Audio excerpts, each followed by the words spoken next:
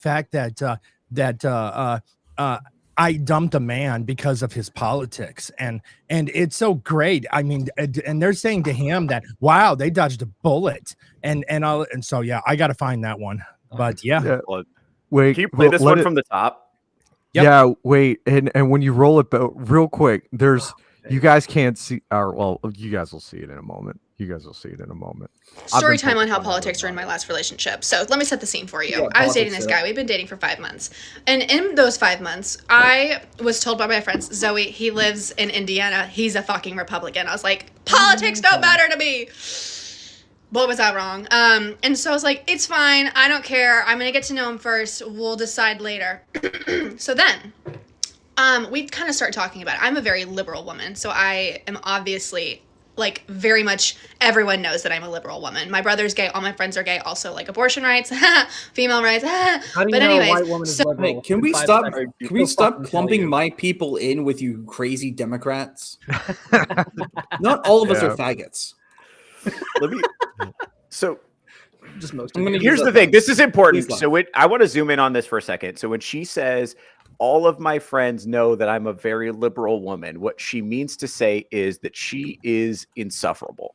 Yes. She has ruined more than one hangout to talk about the issues. Or alternatively, all my friends know I'm a good person because they think I'm a good person.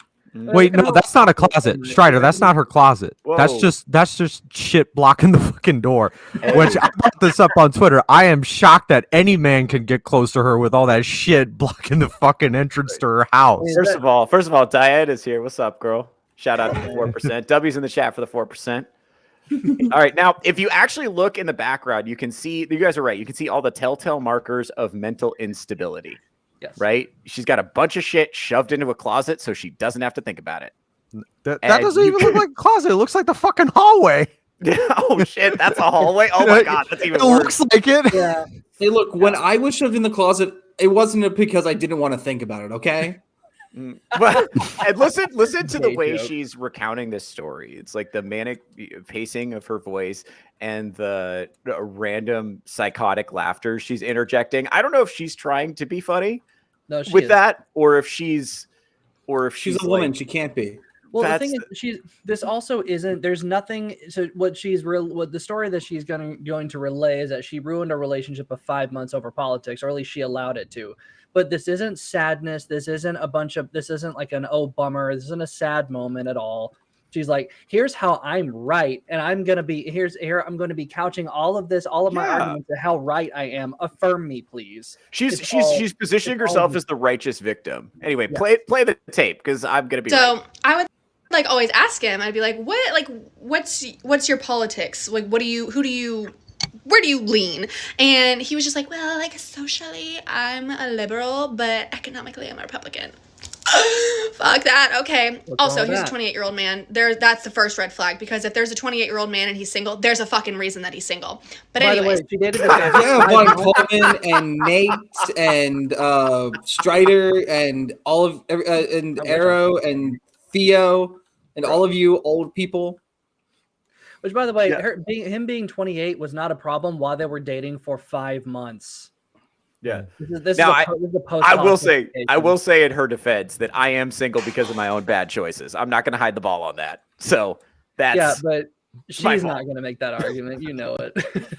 It's obvious between her and him who is going to end up happy in the end and not miserable by the time they're 45.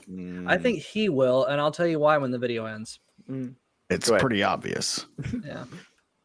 So then I'm like, well, like, what makes you, economically Republican? Because, like, I could give you a whole bunch of fucking facts right now that prove that you shouldn't be. And he was like, all of his info is from his friends. And I was like, you get all your information from your fucking redneck friends. Obviously, you can't trust them. You need to do the research yourself. And if you do the research, I told him, I was like, I'll support. I wonder where she gets her research from. Let me get my let me get my economic data from literal state-sponsored media sources. But it's not that like they've been wrong about everything from Hunter Biden to fucking COVID. Come on. Wait, this is another instance of the girlfriend showing up and pulling him away from his fucking friend group. She's like, your friends are wrong. You should listen to me. You need to spend more Yeah, time with dude. me. You need to listen to me more. Fucking. For you, based on your decision, if you actually research it yourself. Like, I won't care if you're a Republican. No, But anyways, and so he was like, Hey. Zoe, I have much better things to do than course research she's a politics. Zoe. Like, I have way more important things to do. Okay, saying that to me is absolutely fucking insane, but go off, King. Oh my god! I also Yeah. I hate this girl. This is a really tough person to listen to, right? I bet she reads Hannah Grace novels. The only thing that Nobody this bitch has understood read. that. No, I'm gonna assume that was a great own though. Yeah, no, no. I held up the book on the episode we don't speak of Touch Grass. Right. The Icebreaker. Hannah Grace is the author of Icebreaker. She's the author of Right. Wildfire. Yeah. They're what Allison would call red flag romance novels. Sure. Yeah. Do we know how old Around a this hockey used player up from cum Ukraine. sock is? No, we do not. Younger than 28, I would assume. Probably, 'Cause, yeah. she's very Gen Z. What really irks Unfortunately. me, she reminds me of my sister. I have two sisters. This is like the spitting image of the youngest one right here.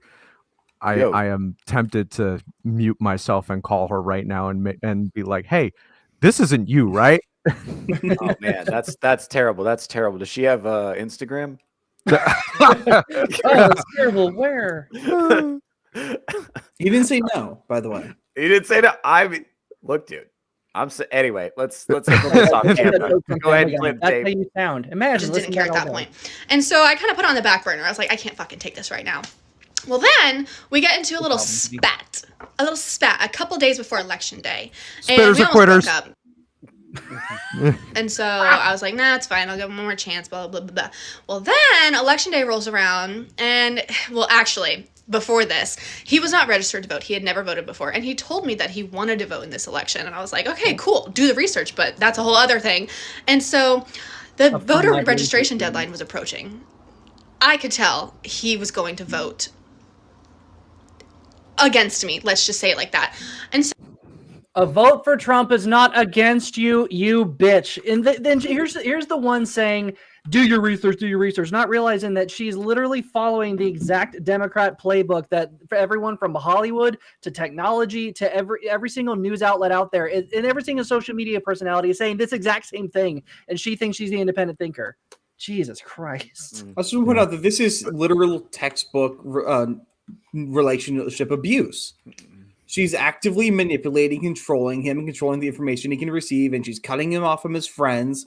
Yep. She's making everything about him when she's making things that are she has issues with his problem, and things that he has problems with are also his problem. Yeah, she's trying to engineer his behavior and his thoughts to be more like what she wants them to be. She's kind of trying to. Let's be perfectly honest. Well-adjusted women, and well-adjusted people in general do not go online and post their relationship bullshit for the world to see in order to garner sympathy. That's pathological. So the man kind of sealed his fate there. Yeah, we all know this was not going to be long for the books. All right, let's wrap. So I was like, he is not going to make an educated decision on who he votes for. So guess what? I'm not going to remind him of this voter registration deadline. So then it passed. He didn't register to vote. So there we go. It was saved. He wasn't going to vote. I wouldn't have to deal with it then. But then we got into that little spat, and I was like, let me try one more time. Let me see if he's learned anything from me. And I asked him point blank on Election Day, I'm like, so who would you have voted for if you would have voted in this election? He was like, I would have voted independent. And I was like, Do you know that how harmful and basically wasteful that is? And also, like, check your privilege by saying you're going to vote independently. And he was like, you're a white woman on the internet. You are the epitome of privilege. Jesus. Well, she doesn't know that because this woman is legitimately a narcissist. No, here's the thing. Well, no, here's the thing. She's actually just like everything she's saying is something some Democrat shill told her to say from TikTok. She's actually just repeating her programming. None of these thoughts are hers. Yeah. So believing that a vote for an independent candidate is wasteful is that only benefits the two-party duopoly to believe that. And so that widespread the fact that belief is so widespread is intentional, right? The fact that it's a privileged position to be politically just abstinent, just be like, nah, I'm just like not that interested. I pay attention to things I can control. Like that's a privileged position. When for most of history, that was the position of almost everyone that ever walked the earth. Participation in politics used to be a closely guarded privilege before we conceived of universal suffrage, which Also, is don't have time to cover that on this episode, but face Theo for once. Wow, Zoe, I cannot believe that you think my vote would have been a waste. Shut the fuck up, because it is a waste. Look at fucking Philadelphia. All those independent voters could have put us over the edge and could have helped Kamala win. That's another story. And in what world? He won every swing state. No, Strider, you're fucked up. Because you're trying to make sure that you're trying to see whether or not what she says is true. And that's totally irrelevant to her. She doesn't care at all if it's factually accurate. It feels good to say. And somebody on one of the TikTok girlies said it, and it felt good to hear it. Yeah. So it feels good to say it again. It has nothing to do with what's true.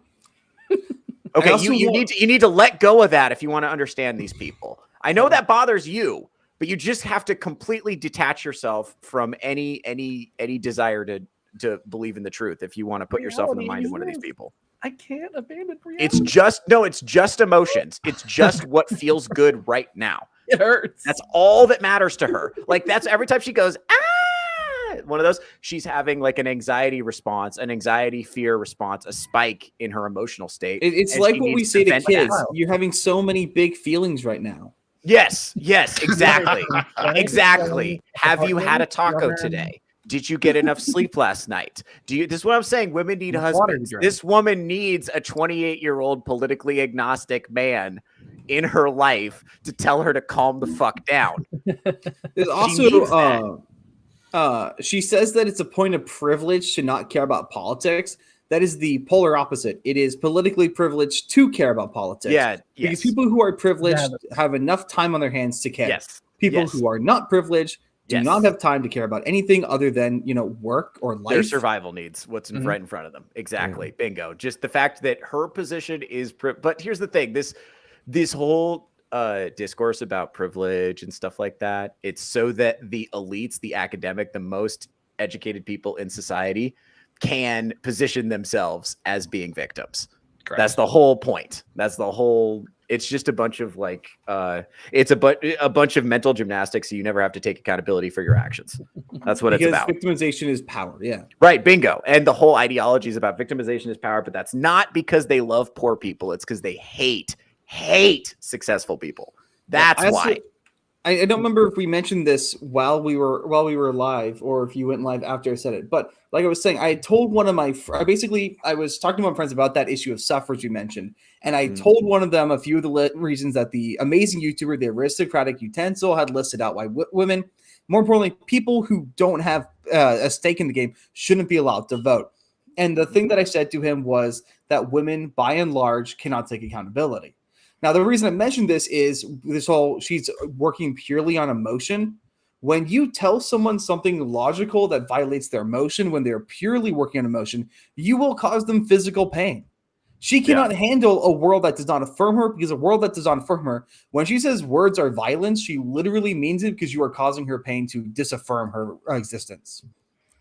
I don't want to disregard that. That's an important point. Like, she's actually really viscerally upset at the prospect of being, entangled with this guy that she doesn't agree with politically. Anyway, roll the tape. Just keep that in mind. I think he fucking So I was broke her. trying to tell him, I was like, listen, that's harmful. You have to make a decision because the way that our voting works, the two-party system, is a fucking joke. You have to pick a side. The independent party never has a chance. So you have to pick a side. And we got into a huge argument about it. And I was like, you know what? Fuck this. This is my last straw. Again, I'm a very liberal woman. I have to date someone that is on the same page as me because I can't disagree with someone. I think he broke her 100%. I think she was super, because from the way she's acting, from how she's slapping her hands and acting all crazy, I think she 100% thought this guy was it. She thought he was the fucking man, and he dropped her. And now she is fucking pissed, and she is taking to TikTok to let everybody know how fucking evil he is, how nasty he is. Oh my gosh, he's fucking MAGA. He doesn't vote.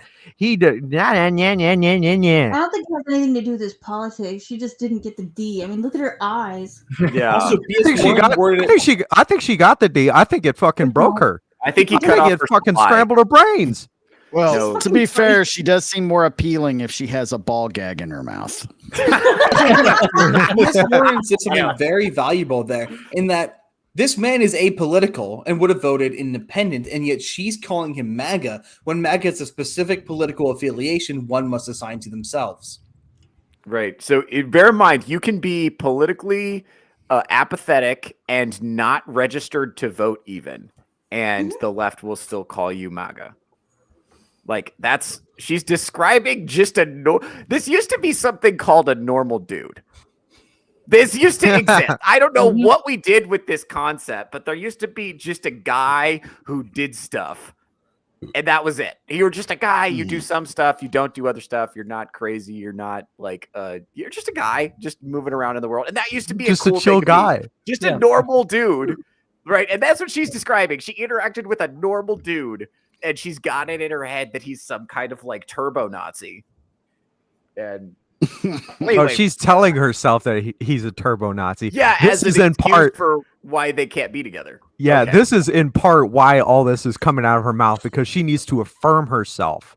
Right. And by It's posting this on the outrageous. internet, then other people will also affirm her, and then she'll be like, okay, so he is just a fucking asshole. He is just a fucking MAGA Right. Nazi extremist, and Right. I don't know. I wasn't the problem. Yeah, and he Yeah, has- because basically she's shifting blame and responsibility and accountability off of herself onto this MAGA rhetoric that her ex-boyfriend didn't even subscribe to.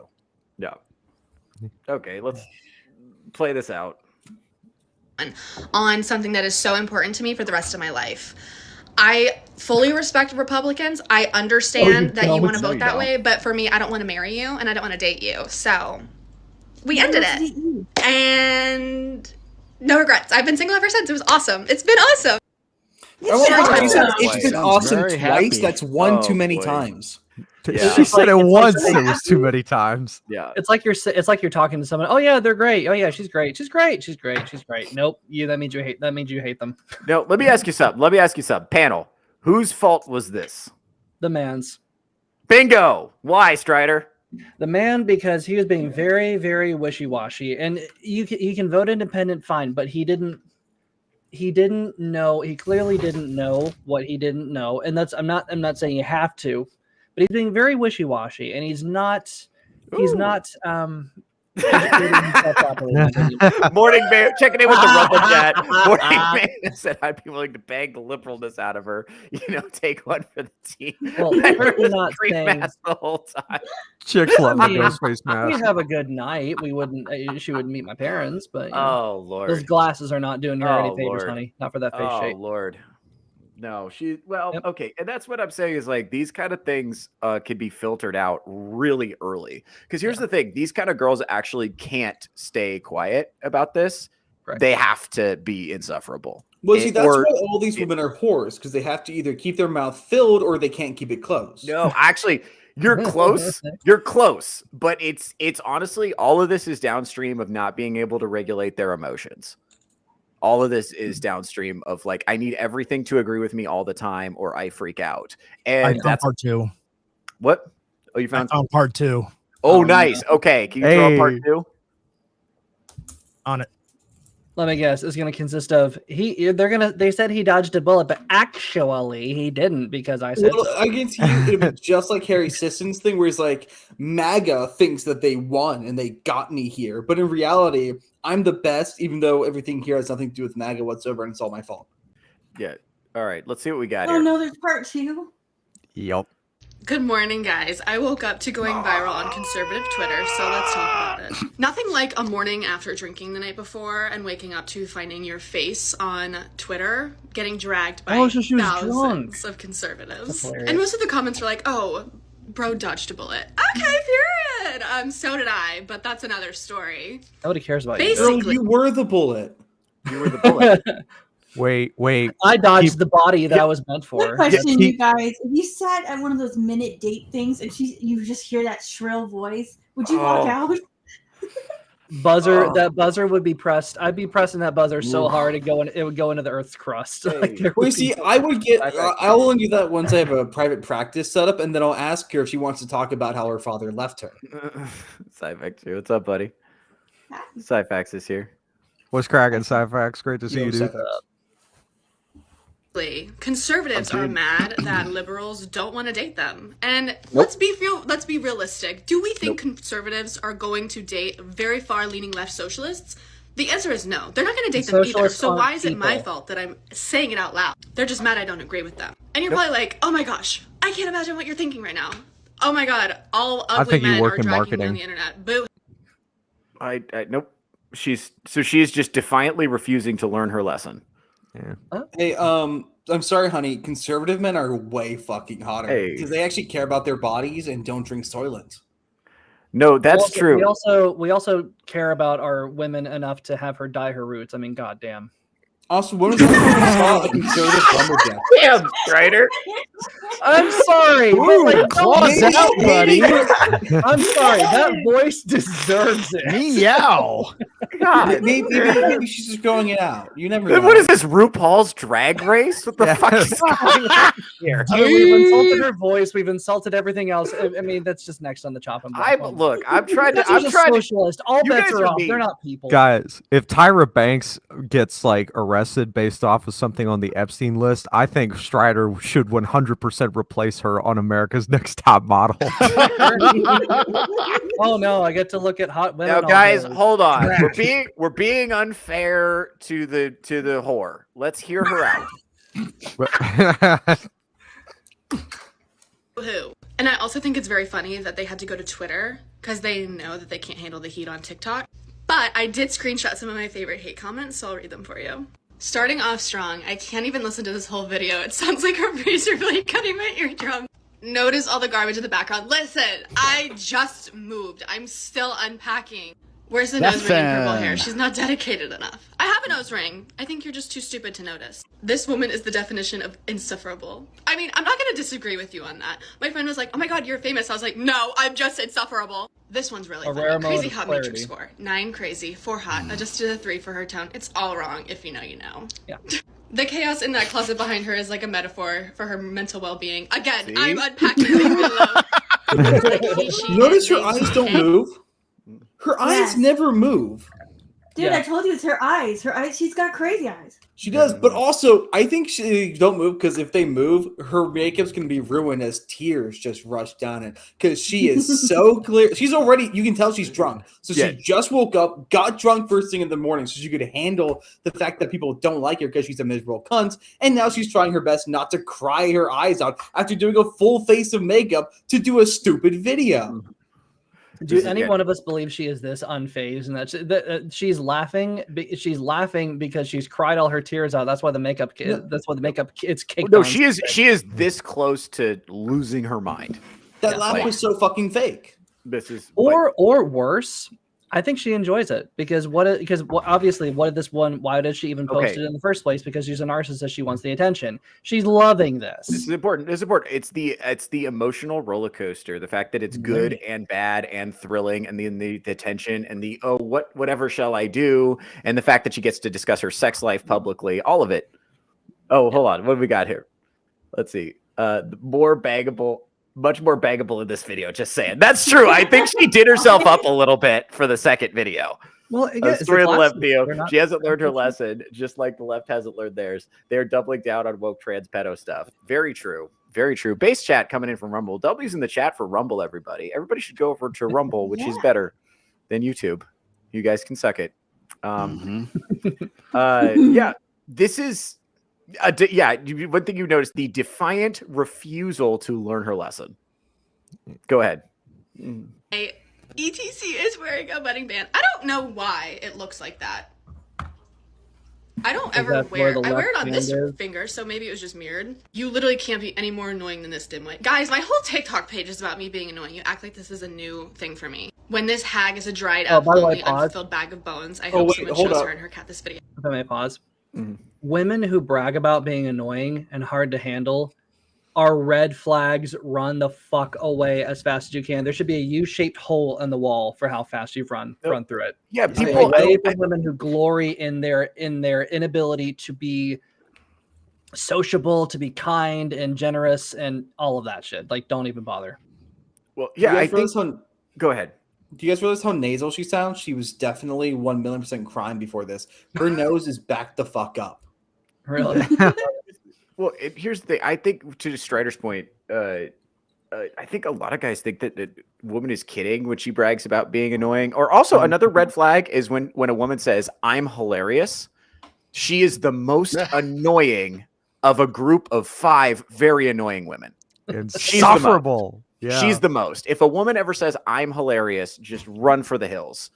And here's the thing. I know some funny girls because I do stand up. So I know some girls who are legit funny, and all of them are self-loathing messes. None of them will brag about being funny. They all think they suck. So if you think a woman who's actually funny will probably think she's terrible. What was that line? It was that joke in Emperor's New Groove. He walks past like 6 women. Yeah, don't like you, hate your hair, don't like your face, and let me guess, you have a great personality. Yo. I'll show it to my cat right now. You guys like cats aren't more fun than men these days. She will never accept her role as a woman and will be an obnoxious bitch who can't respect her partner.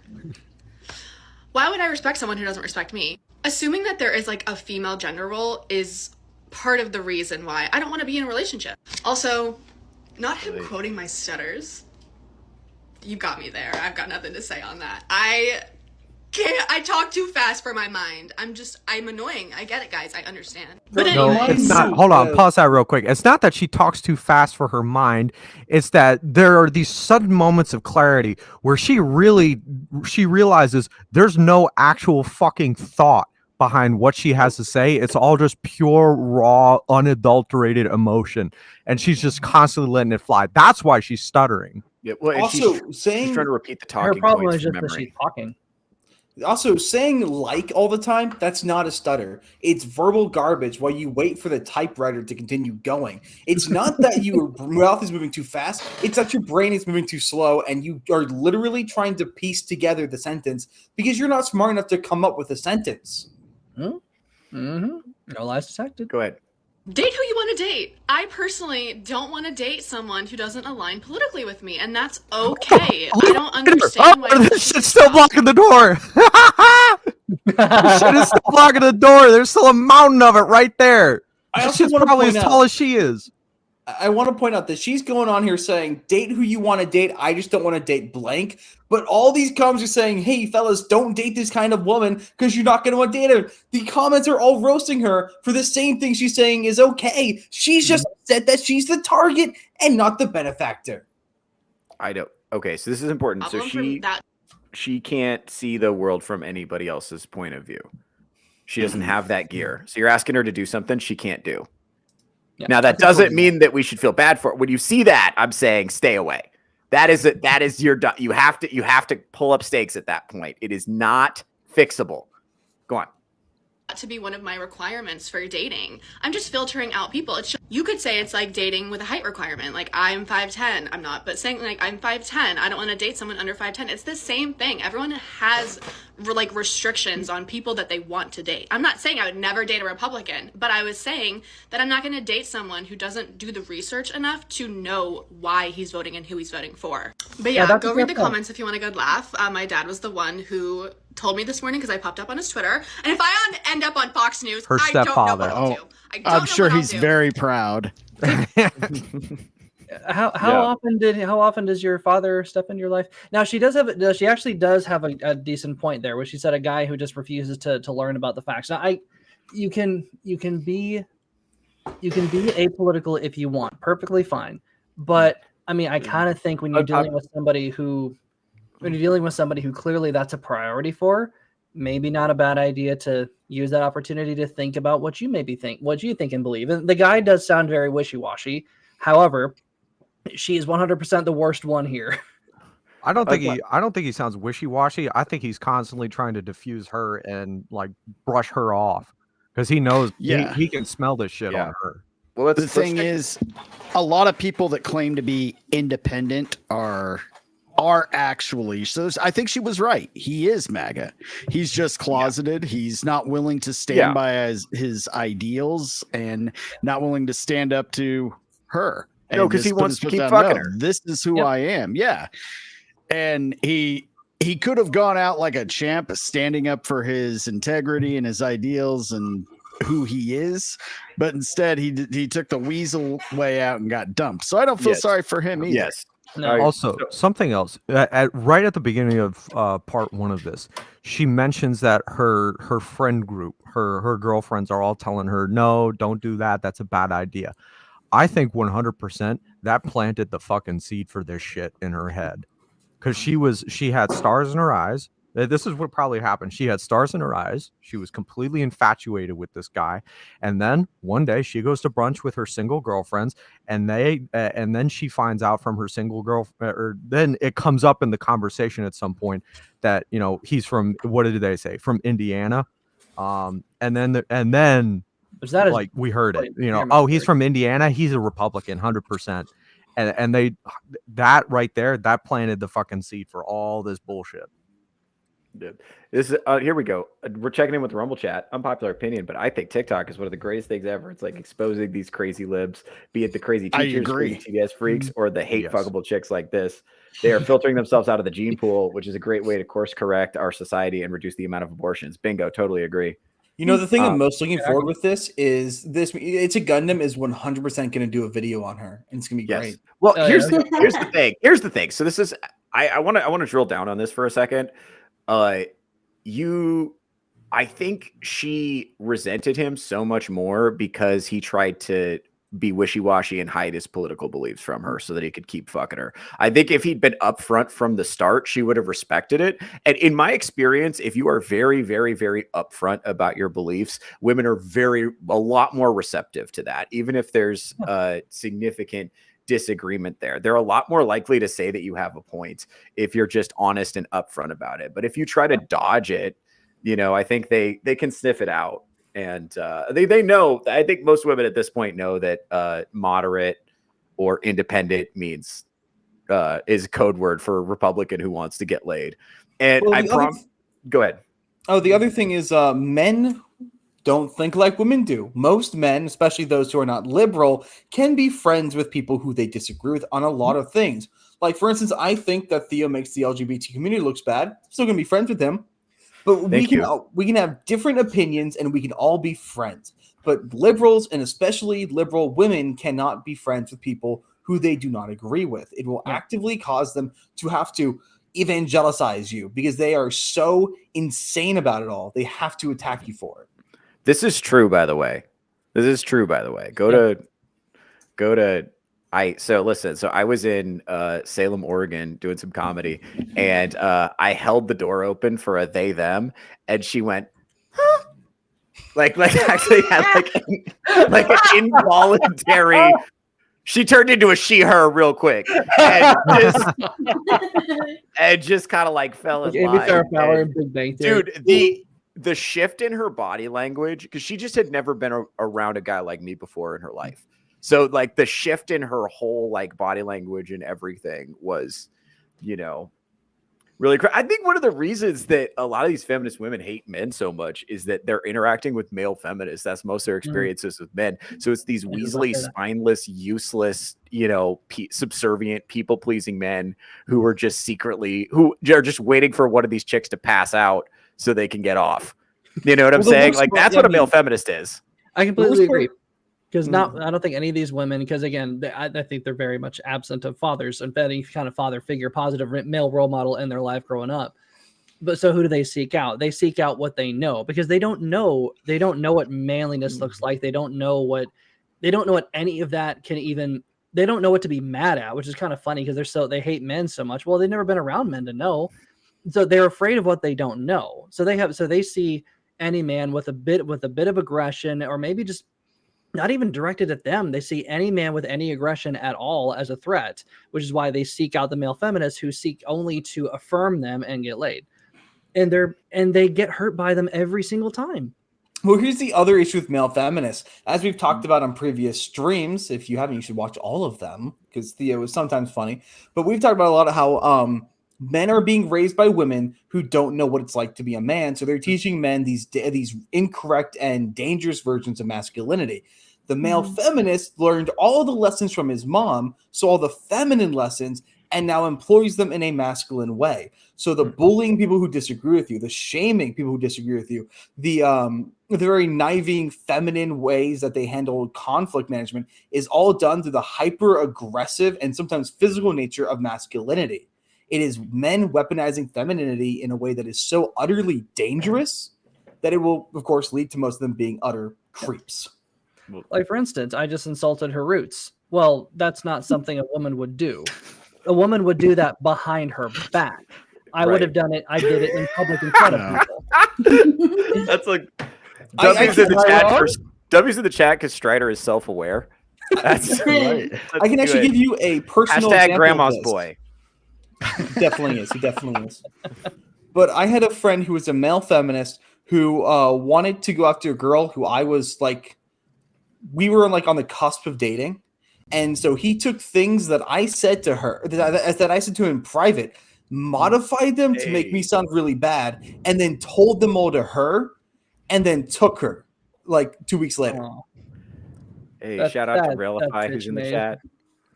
Yo, what up, Sean? What's up? What's up, Sean? The other funny thing is, because we're Gen Zers and this is during COVID, he had never met her in real life. I had, and I was going to go to school in the same school that she was going to for college. Yeah. And so he sabotaged a potential real life relationship to date virtually. Interesting. This is something I've noticed. I want to throw this out to the panel. It is easier for me to get a woman to send me a picture of her tits than it is for me to get a woman to agree to a coffee date. What the fuck is going on with that? I have a theory. Because we live behind our phones so much, and we live behind technology. Yeah. It is so much easier to have that disconnect, but from the other person, but yourself, and including yourself. So when you're texting somebody, you're not texting a person because you never met this person. Therefore, in sometimes maybe some way in your own mind, when you're saying like a tit pic or a dick pic, you're not actually sending it to a person. It's just kind of out there in the ether, and maybe in your stupid brain you think it's not going to come back to you. But you're not, because you're not talking to a person. You're just talking to a picture on a screen any more than you would post on Twitter or Facebook, because that's kind of how we communicate now. That's how we connect, by just posting on Twitter and Facebook. And it's translated into real life in a very bad way, and it's not going to be good. See, I think it's not personal. That's why a lot of these people that date online will absolutely freak out at the even possibility of meeting the other person behind the screen in real life. Yeah. The hoflation is too damn high. That's a great point. That's a great point. But it's go ahead. I think it's because of the father issue. You know, her dad used to take her for coffee, and her father would hate to receive a tit pic. So she's got to do the opposite of both of those things. Thanks, buddy. Well, I mean, here's the thing. I would like to know something about your personality. I would like to know something about your personality before I know what your nipples look like, if that's cool. Is that okay? Is that fine? Am I old-fashioned for saying that? Well, when you think... No, not at all. I mean, the internet also provides a certain safety blanket that people get attached to. You see it a lot especially with people like Alyssa Mercante. They get very wrapped up in the safety blanket, and then they say shit like fight me, or they say shit like, all you people that call me a hooker, my boyfriend and my dad would like a word. And then they get shocked when, the safety blanket is destroyed. And I think all that's Vera Dark real. had to do is say, okay. And she's like, no. So, I will say this, I had this experience with this girl one time. She got my phone number off a business card that I didn't even give it to her. She just got it, and she just kind of it just started texting me, and it just pretty soon became the nastiest, filthiest shit you could imagine, and a bunch of shit. And then when I would see her in person, at work, no, Get out of here, weirdo. It's on my Patreon. Gotta pay. So I'd run into her at work and she would be like super shy, like couldn't even look at me. Right. And I kept trying to be like, all right, bro, let's do this. Come to my crib. Let's bang this shit out. And she was like, oh, I can't. I have my babies in the microwave. You know, she had shit going on, whatever. What? And so she always had some made up excuse basically for why she couldn't meet up. But then over text, it was like the filthiest you could imagine. And then like if I went like more than a few minutes without texting her, she would start to like freak out and get like angry and hostile and be like, how dare you? I know you're ignoring me. You don't even understand what a good girl you're blowing up. I'm the nice one. And no one ever treats me fair. Well, guess what? Now it's my turn to not treat you fair. And then and so within like a 6-day period, like I had gone from like not knowing who this woman was to her like texting me a bunch of filth to her like deciding that I wasn't responding quickly enough and her like telling me that to put my stuff in the box to the left, all within like a 6 boil bunnies too. Yeah, I think so. Dude, I've got a hypothesis for you, Theo. I think this might go back to the smut issue. You think? I think a lot of the reason why these women are so willing to be so filthy is all of the content they engage in, not just smut, but including smut, is also so extremely filthy. And then it's like Selena was saying with the security blanket, women are used to all of their sexual stuff being inside of a book, not this one. And because it's so used to being inside of a book, they can't handle the real life interaction because it's never going to go like the book. But when she's sending you messages, she might as well be using. It's kind of like a book because she's still reading it and you're reading what she has to say, right? Instead of actually engaging with real risk. Right. That I think that does make sense based on what I was texting. We don't have to talk about that actually. Let's move on. Toasty's here. What's up, girl? How you doing? Nice. How you doing? All right, that's been fun. Do you guys want to talk about Congressman Barhor? I think that's what Emerald got pulled up. Let's do that. Yes, please. Okay. Bring up Congressman Barhor, please. Thank you. Oh, good. That girl wants to make laws. Can you go scroll down? You got the video. There's a video of her campaign video. I think we should watch it. Yeah, there it is. Country piece by piece. Donald Trump and Elon Musk are dismantling our country piece by piece. And so many Democrats seem content to just sit back and let them. So I say it's time to drop the excuses and grow a fucking spine. I'm Kat Abou-Ghazaleh, and I'm running for Congress in Illinois. Brenda, listen by me again. Clear your mouth the next time you sneeze. Damn, it's just the polite thing to do. Wait, she said Illinois. Where's Illinois' 9th district? What part of it? Hold on. You know, I just want to say she's got the perfect last name to say while she's got a cock in her mouth. Oh my god! Oh, and again, a keffia hanging in the background, so she's definitely from Durkistan. Okay. I think she's the 9th congressional district of Illinois covers parts of Cook, Lake, and McHenry counties, which are the ones immediately north of Chicago. Oh god! Or almost immediately north of Chicago. Remember when running Chicago for Congress in Illinois and not like bitch made socialists. That was I mean Detroit. I mean it was the same deal with Detroit. Both of them were model cities, and then the government welfare and stuff started coming in, and it just the welfare brought just the worst kind of. It lured the worst kind of people into those areas. I mean, my mother was from Chicago. My grandmother was from Chicago. She was like old Chicago. But. Capone, Chicago. Ours is killing it. Great points all around. Is she wearing a wig? Good question. Speaking of this girl's hair, I do have to say, do you think she made her hair look like on purpose? Because usually a woman has to get fucked to get that, but I know she isn't. No, everything about her appearance is on purpose. She might have just spent the day washing it. I don't know. I know not everyone. No, that's definitely a wig. That's like a Halloween shake and go. Look, shit, you're right. Worse than mine. Shit, you're right. I didn't notice that. Okay, play the video. Illinois' 9th district. Unfortunately, this party has become one where you have to look to the exceptions for real leadership, as the majority work from an outdated playbook. We need a makeover. The majority Which have one means foot in the we need grave. a vision that's bigger than what we've been told is possible. There is absolutely no reason you shouldn't be able to afford housing, groceries, and healthcare with some money left over. Families should have free childcare, Social Security should be expanded, and our inalienable rights shouldn't be dependent on who's in power. That means Stop. Okay, You know what she just said? You know what she just said? Unlimited free shit for everyone forever. And if you disagree, you're a big meanie. Yeah, that's pretty much That's it. not how things are. This is a person who doesn't know things. Wait, no, here, a wait. leftist So playing against type. should her OnlyFans be free too? Yes, it should. I am entitled to titty pics. So if I go to Because your bar I and exist. I ask for a drink, I shouldn't expect to pay for it. And more importantly, you shouldn't expect a tip. What?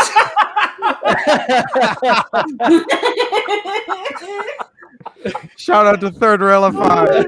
Looks like the kind of woman Theo would share. Right. Oh my God, that's a Hall of Fame touch grass comment. Everybody. That's good and true. That's accurate.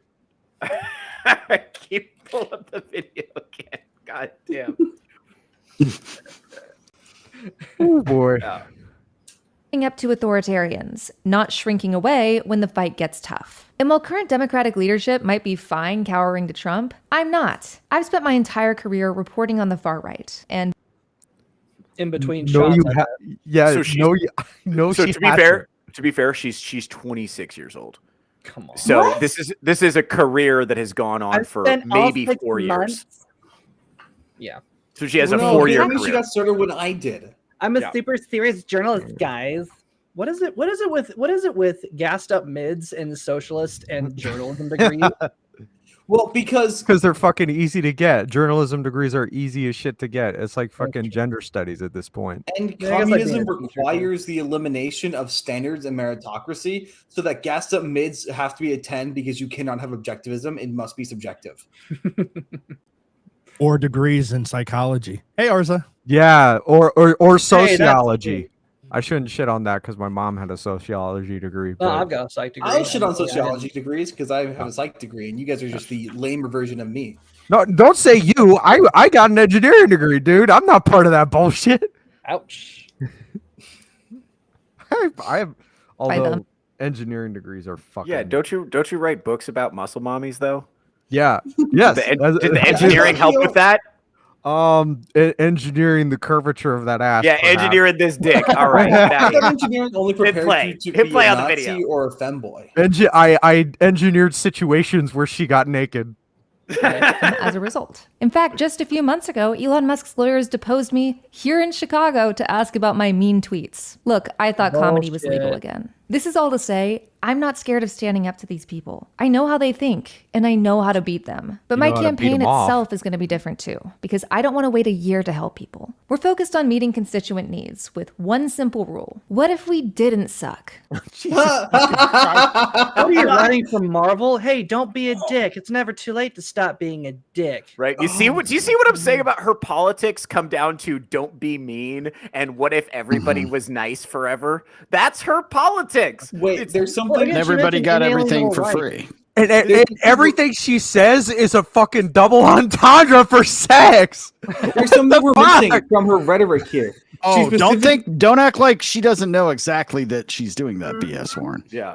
She did well. You assume she wrote this herself, but she said that thing about the mean tweets because she's referencing how people said the Republican argument is Democrats hate Trump because he said mean tweets, but she doesn't show what her mean tweets are. If Elon Musk was shutting down her tweets, why do I have the suspicion she was actually committing libel? I mean, again, look at the keffia behind her wall. Behind her, she was probably actually engaging in legit slander or libel. Well, she was also probably out in the streets protesting for Durkistan and like attacking people for no reason. Let's be perfectly honest. She's the type. The white. Well, you know left- why she's the got white left is that. protesting for some like stand-filled shithole she'll never visit. Well, you know why she's got that the terrorist scarf and the bedhead? Because her head's the bomb. Boo. All right, can we hold on? Give me 1 second. My campaign and I would rather spend our money on book drives and clothing exchanges and Can you pause it for a second? I want to shame our Boo this man. We're bad, and I want you to feel bad. Wait. He is wearing a man. blazer, and this man. the necklace is kind of cool. So no, honestly, now that I brought you up, I kind of like your outfit is definitely improved. I didn't want you to feel good. Get out of here. Get out of here. You guys told me to wear the blazer, so I'm gonna wear the fucking blazer. Not the purpose. No, but ours it worked.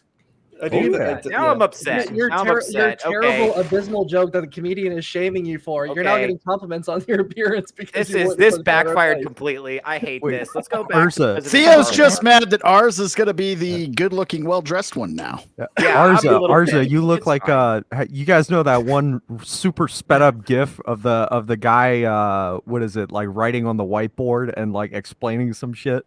No, that's Movie Bob. No, shut the fuck up. No, that's Movie Bob. No. No, I did not know that. All right. They specifically mentioned the fact that Movie Bob dressed like this, and they said it was fine. All right, let's get back to Congressman Then fancy fundraisers for rich donors. I also want my campaign to be as transparent as possible. That's why I'll be posting regular videos about the costs and steps of running for office. We all deserve better. We deserve human rights and financial freedom and a party that stands up to authoritarians. We deserve to thrive, not just survive. And I plan to fight for those ideals both on the campaign trail and in Congress. If you want to know more about me and what I believe, you can go to catforillinois.com. I do need to mention that campaigns cost money and ask you to contribute what you can. But I promise your donation will not be wasted on old, ineffective tactics. No spammy guilt trip texts, no focus groups to test my views, and no grifty consultants who care more about their paycheck than actually winning. It's time to challenge the status quo, and if our leaders won't do it, we will. I'm Kat Abou-Ghazaleh, and I'm running for Congress because it's time for Democrats to do more. Here's a Claritin. Never say that name again. And here's the thing, it's like, so she doesn't know anything, but she's also talking to voters who don't know anything. That's what makes this kind of stuff dangerous. That sounds like unlimited free shit for everyone forever sounds really appealing if you don't know anything.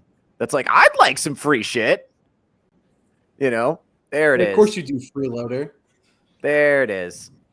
I'm sorry. AOC she had the rooftop dancing. That was fine. She was a student, but this will not work for her. This will not work for her constituents. I'm sorry. You got to have some level of professionalism.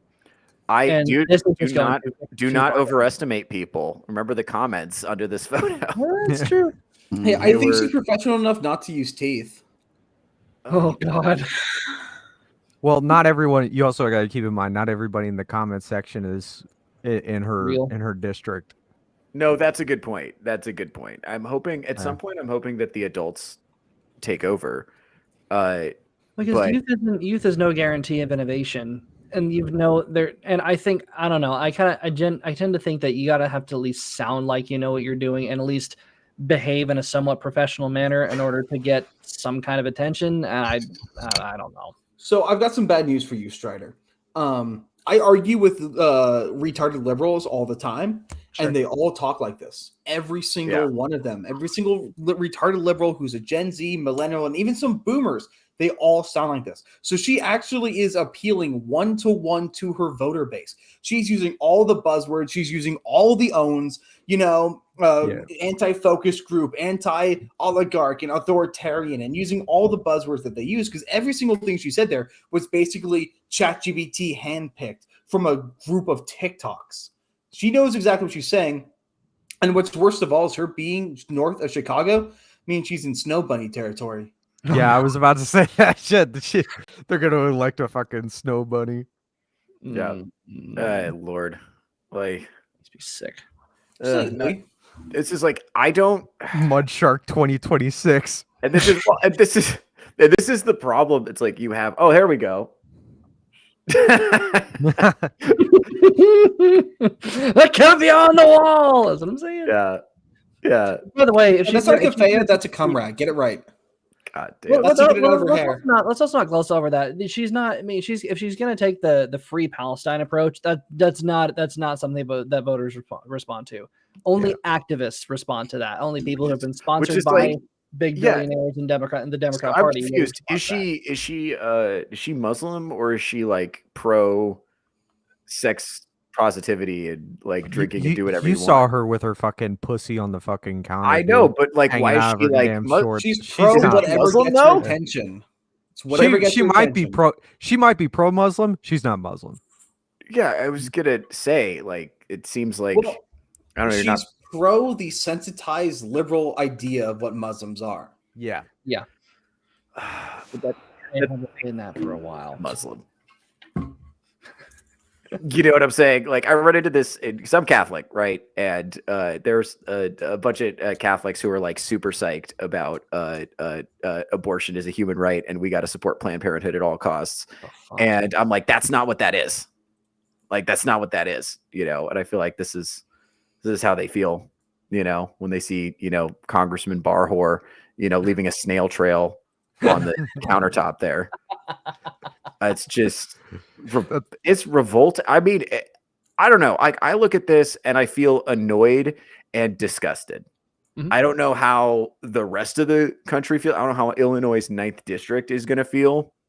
But how can you be like a competent, thoughtful, well-adjusted, emotionally regulated adult and see somebody like that and be like, that's who should run the country?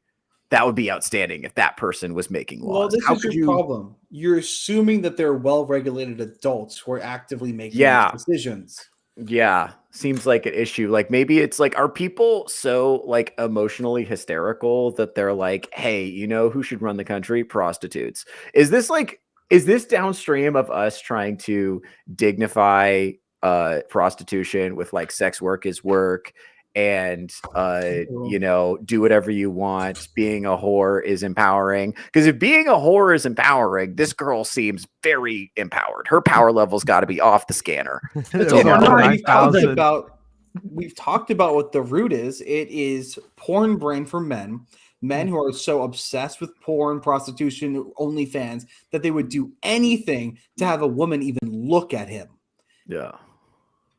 Ours that gets spot on. Whatever's going to get her attention. That's how these libs are. Gavin Newsom, AOC, Bernie, this cat, Bernathy, Darwin, Dunlap chick. Whatever gets likes, clicks, attention, etc. And the other thing is, we're talking about the sisterhood. Women will endorse any woman who talks even slightly like them until the point they cross the line. And because of the sisterhood, these women are going to come out and say, you can't say anything mean to her, because if you say something mean to her, that means you're saying something mean about all of us. And therefore, they had to come out and defend her in trial. So it's the sisterhood and porn-brained men who are the people who are voting for her. They're not well-adjusted adults. Well, we encounter at least one porn-brained man. Yeah, this is like, well, that's the thing. Like, I was kind of thinking about that when I was looking at the comments. I mean, it seemed like the guys who were defending her are like, shut up, leave her alone. She's hot. She's being hot in front of us, and you should shut up and leave her alone because she's being hot. And if you don't shut up, she's going to stop being hot. Where I can see it. Like your dick, bro. And yeah, and then I'm kind of looking at this like, okay, but do you want her like in charge of stuff? Like, do you want that? And so I asked one of those guys, I was just like, do you just not have a dad? Is that the problem here? Like, what? Like, do you not like? Do you just like not know that sometimes authority means making difficult decisions and like using the word no? And not just being like, and her like anti-authoritarian, I hate Donald Trump shtick that just to me says she had a strict, emotionally distant father. You know, like she's just like mad at him and she doesn't have a conduit for that. So she's channeling it into like Donald Trump and promiscuity. Mm-hmm. So like that's what she's doing. I'm looking at it like, why is this? Like, I don't understand. I'm trying to get inside the head of someone who thinks that this is a good idea. And it's got to be like other people who don't know things.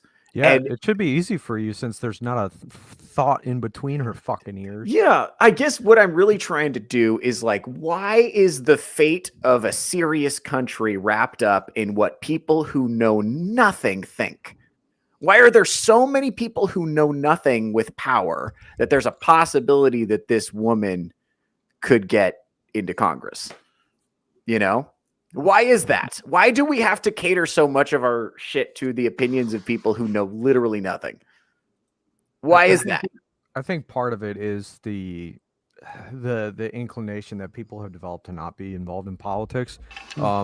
Jefferson said something a while ago. I can't quote it exactly, but Thomas Jefferson, he once stressed the importance of being. I thought it was Jefferson Starship. My bad. Oh no, no, Jefferson Airplane. No, I thought I was. Was it George? Are you talking about George Jefferson? I thought George. Yeah, that was my thought. No, Jefferson. I can't even remember the guy's fucking name. I want to crack a joke about him. The guy with all the tattoos. He looks like fucking Matthew McConaughey's character in Dallas Buyers Club, except Jeffree Star. Right. This is a Jeffree Star quote. Real patriot. This guy. Okay. But yeah, no, they It was something to the effect of, people should be involved in politics. You in order to have a functioning country, you do need ensure that secure its future. You do need to take an active interest in politics, because even if you don't, some pack of morons somewhere is. If you don't, like people keep showing pictures all the time on social media, people wearing like the puppy play kink masks and shit, and they say this person has the same voting rights you do, and it's like, which is why you need to put people, to apply your vote and put people in power and advocate for advocate for the values and the virtues you believe in, because if you don't, that motherfucker's still going to, and no one's going to stop him. This is third rail. If I was making a good point here, because there are I was gonna read that. I was gonna read this comment, because there are significantly more people that know nothing or very little than actually know quite a bit, so they have the power of the majority. And it's like, this is why I'm slowly becoming a monarchist, is because of exactly this problem. No, Spoon is getting to you. No, I can't argue with that. I really can't. Yeah, so Alexander Hamilton's idea that he presented at the Constitutional Convention was widely derided, but it was like a meritocratic aristocracy where basically the coolest people just got to be in charge. You know what I mean? Yeah. And I don't know. It's hard. You run into all kinds of problems with that, especially in our society now, where the people we choose to venerate are like, TikTok sluts. Well, yeah, because the problem is people who we elevate those who scream the loudest. And so if we do it based on the cool kids club, it's just the people who scream the loudest, meaning the majority will be completely washed out and ignored. And then as for why she's so popular, it goes right back to HR culture. We can't tell her she's a retard anymore. We can't say shut up and put a cock in your mouth so you stop ranting at us. We can't do any of this stuff anymore because it's rude. And everyone's got to have their own. Everyone has a right to say whatever they want. Okay, we got a pretty harsh review from the Morning Mayhem. That chick was pretty attractive. Couldn't help but notice that one bar shot that the legs were super skinny, no sign of an ass, pretty flat chest, and that hair looks like a wig. God damn, could be a dude, a Delaney Mulvaney type person. Yeah, goddamn, that's rough. That's fun. I kind of think that Dylan Mulvaney was the straw that broke. It was the chink in the armor, I suppose. The hole in the dike. I'm not choosing my metaphors very chink. Well.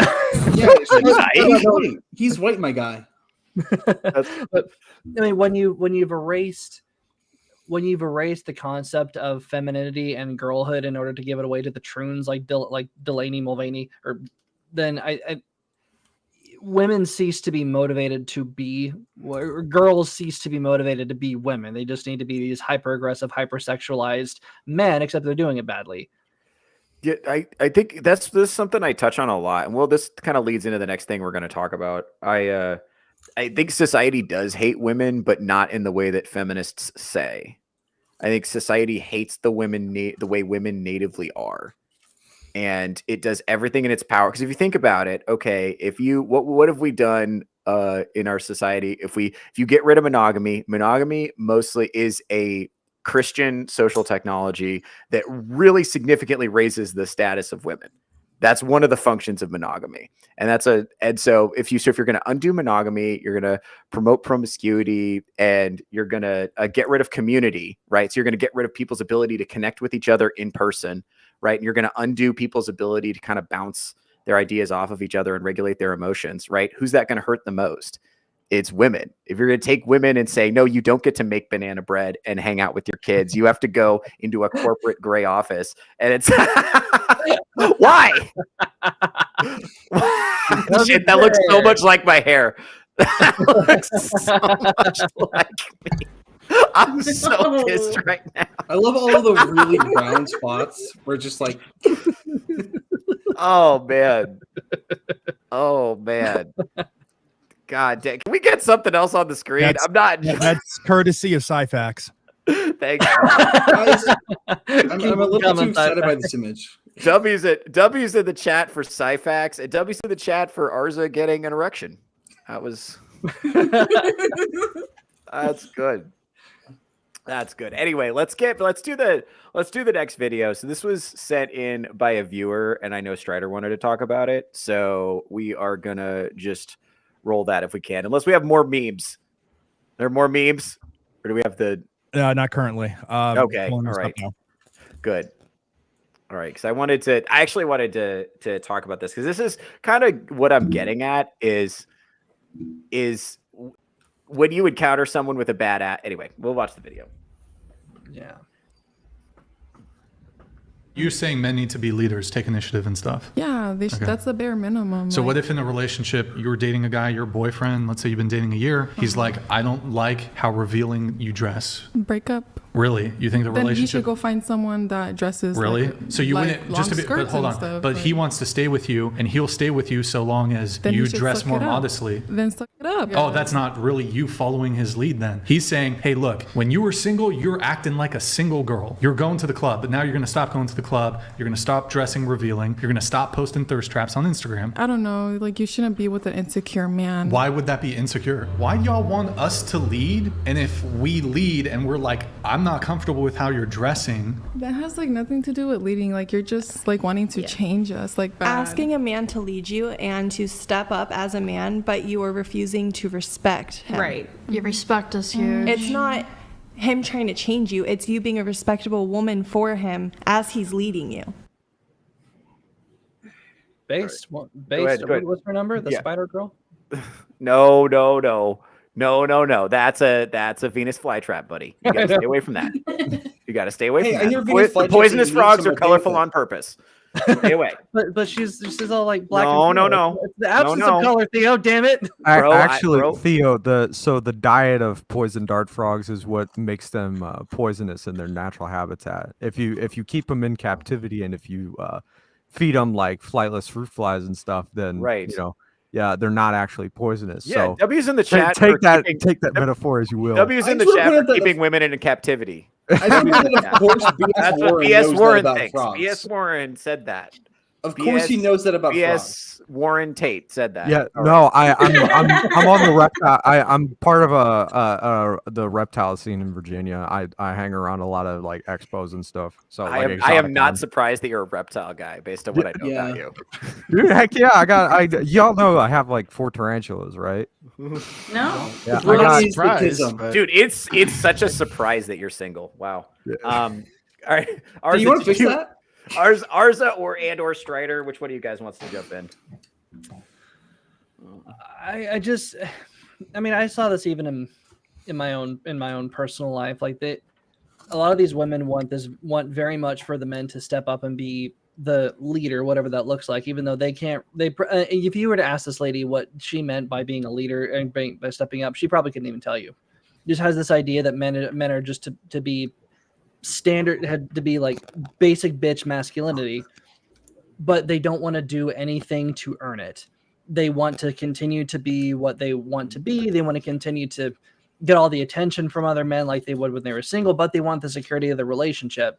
Worse than that, though, they want their man to affirm, not just allow, but affirm everything that they want to do. Like, for instance, that woman, and I'm granted, trying to be clear, not everybody is going to do this, not everybody thinks like that, but I think to some degree a lot of modern women still have a semblance of that idea that she's not expected to do anything, because for her the man leading is just the bare minimum. Well, in order to be a leader, you have to actually have a follower. In order to follow someone's lead, you actually have to be willing to go where you might not think that that's a good idea, but that man does.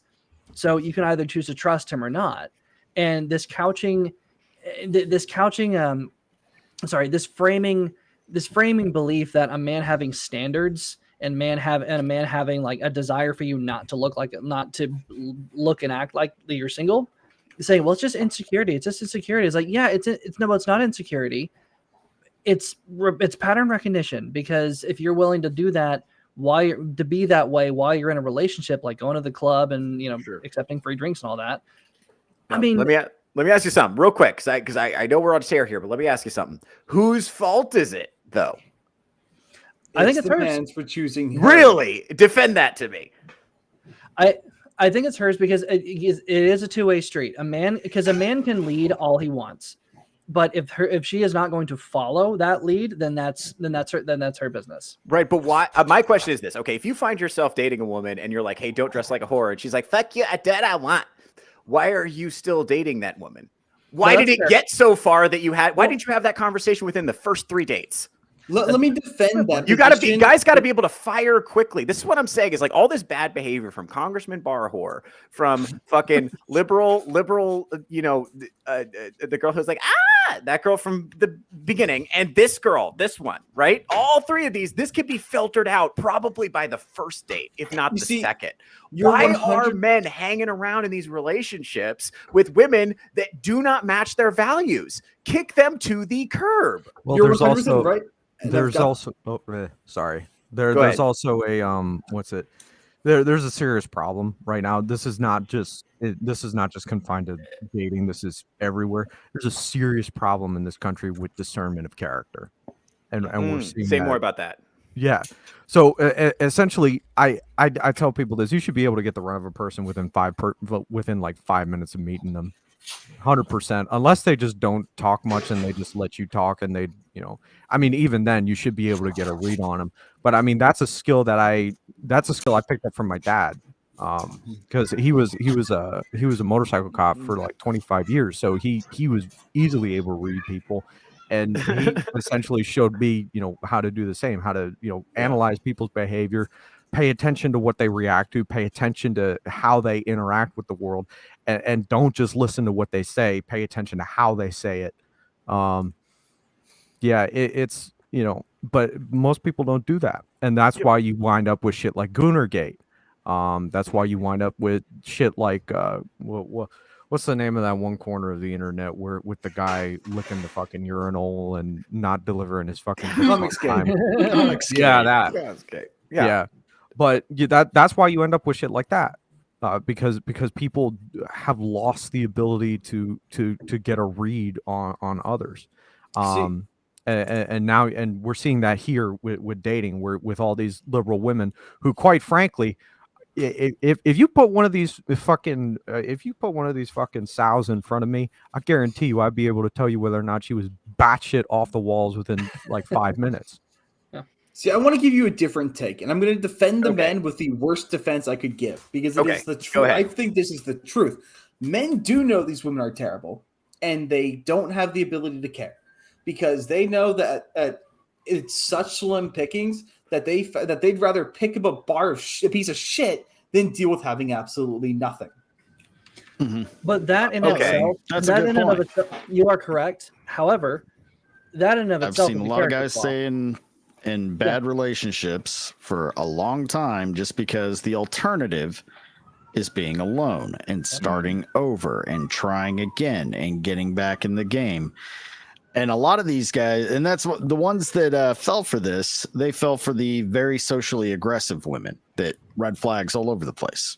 Now, here's the other thing. Men did the same thing back in the millennial generation, too. And even I'm willing to bet the boomer generation a lot, and Gen X, of course, where they settled for this, but the women weren't as bad. And then where we've seen it with divorces skyrocketing across all of generational groups, except for Gen Z, because we're not getting married. The real reason is because these women who were always bad, who were chosen because the man didn't have a better option to come along, and he knew he wouldn't or thought he wouldn't. And now all these women are realizing that they can be these non-accounted, they won't be held accountable. They can do whatever they want, say whatever they want, and if the man holds them back, it's because he's a misogynist. So these women who were never worth being picked are now showing their colors. So, and these women are able to continue. I guess my point is that the reason these women are continuing to act like this is, one, it's culturally reinforced, and two, they're still able to find men to date them. Yeah. They're still, so men are putting up with this, essentially. I think to Iron's point, a lot of these guys are, they don't want to be alone, or they don't want to go without, so they're willing to put up with these giant headaches and they don't want to hold out for, potentially something better. And I don't know. I don't know. I think it's actually, you're way better off learning whatever lesson you could learn, being alone and holding out for somebody who's decent. And here's the thing. It's like dating somebody who's awful as a placeholder that's actually just keeping you from meeting somebody cool. Yeah, like that's actually getting in the way. You're blocking. It's not like having a job where it's like, well, I can't leave the job I hate until I find something better. Yeah, relationships those aren't the same thing. Yeah. Well, to continue, you're definitely hindering any opportunities you have to find somebody else or to self-improve, so to better your chances. But going back to like that first girl we were talking about that was talking about her boyfriend that was independent and all that. No, he just wasn't asserting himself. Exactly what he was. We know what he was.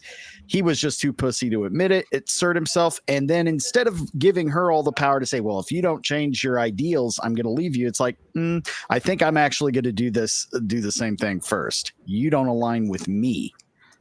Bye. But also, to continue the shitty defense, men are raised in this society and it's so doomer based that they really don't believe there's anyone else out there. So they're really at the point where they will just take whatever they can take because it's what's available to them. Yeah. Yeah. Or I think it was even more so they've been taught to just settle for whoever might kind of like you and stand to be around you for a little bit. She puts out. Like, you can't do that. And here's the thing. I was raised with that. Like if a woman, I was raised to believe like if a woman even looks your way and kind of likes you, you need to snatch her up because you're never going to find another one like you. Dude, again. Oh, buddy. But it wasn't, my parents never did that. And to their credit, it was everybody I was around, my school, my college, my church. Like it was that kind of idea. As I didn't realize until much, much later that how much that had permeated into me, how much that had permeated into my heart and mind. Because everything that my ex did was actually kind of terrible, but I put up with it because that's what you're supposed to do. You're supposed to put up with your spouse, and like that's bullshit. You made me think of something, Strider, and you're onto something because this is something that has been kind of ingrained into modern men. It's to latch onto the first girl that shows you attention or even shows that she's remotely interested or likes you instead of finding the girl you like and making her like you. Say more about that. Because Full Metal Nate might be in the chat and he needs to hear this. think about when Arza, make sure to clip this later so we can send it to Nate in case he's you go back in, generations before us and the men would, improve themselves, do everything they could to attract the women they were interested in. And if they didn't show any interest, hell, they wrote books, plays, and movies about this shit. They blew them off the first time. They kept trying and eventually it worked. Now, not in a weird, the weird way, but in the actual romantic, assertive sort of way. And that has been kind of nerfed and pretty much considered to be a bad thing now. Men should just latch on to whatever is available and shows any interest instead of pursuing what they want and being assertive about it. Makes sense. Also, this is something, Arza, I know this is something Arza and I have talked about before, pathologizing the norm, where I think this has happened a lot where we've made regular things that used to be pretty normal interactions between men and women into something problematic, like you're saying, this idea of trying more than once to try to impress a woman, like maybe you give it 3 or 4 tries before you give up. Yeah. And that's okay. Right. I actually have a great story. This is my great grandparents, how they met. She was upper class, kind of hoity-toity. He was a little, more of a farm guy. He liked her, asked her out a million times, and she wouldn't even speak with him. She was teaching some music lessons, so he signed up, and he was terrible. And he kept going back and said the only way he would quit is if she went out with him. And he was a funny little Irish motherfucker. And I'm alive because of that. Farms and get us. God, fuck all of you, fuck old people for having cute stories. Gen Zers can't have that anymore. It's so upsetting. It's like, and here's the thing. I have cute stories from my parents. I got a couple slick moments too that I got a couple of slick moments with your mom as well. That's this isn't this wait. You've heard about her. You heard about your parents. Yeah, isn't she the one that got bent over a motorcycle? Yeah, you told us that story last week. I clipped it. I hope you know. I'm keeping track of this. Shit. Your mom I might not be going to Vegas this Is year. Is your mom coming to Vegas? No. I'm asking for Theo. Don't worry. No. I'm keeping track of this shit though. So you're gonna pay for that. Oh no. First meetup I go to, y'all are gonna pay for that shit. Oh no. Oh man. But I think this is kind of what I keep getting to is it basically, if you're following the social norms of the current era 100%, you're not going to have a happy relationship. If you want a happy relationship, you have to be able to tolerate violating some level of social norms, because the current social norm is, don't speak to strangers in public ever. It's rude to talk to people you don't know. It's rude to talk to a woman at the gym. It's rude to talk to a woman at Target. It's rude to talk to a woman who's, making coffee. It's rude. It's rude. Whatever. You're a creepy. Eye contact's rude. Eye contact's rude. In a general direction is rude. Yes. That's lingering. Right. And it's like, I do be lingering though. I'll be honest with you. I do be doing that for real. I be doing some lingering. And here's the thing, like the only socially acceptable place to meet someone is on a dating app, but the dating apps are designed to keep you perpetually single to make money for the dating app companies. Yep. Right. So if you follow the social norms, you are 100% going to stay single forever.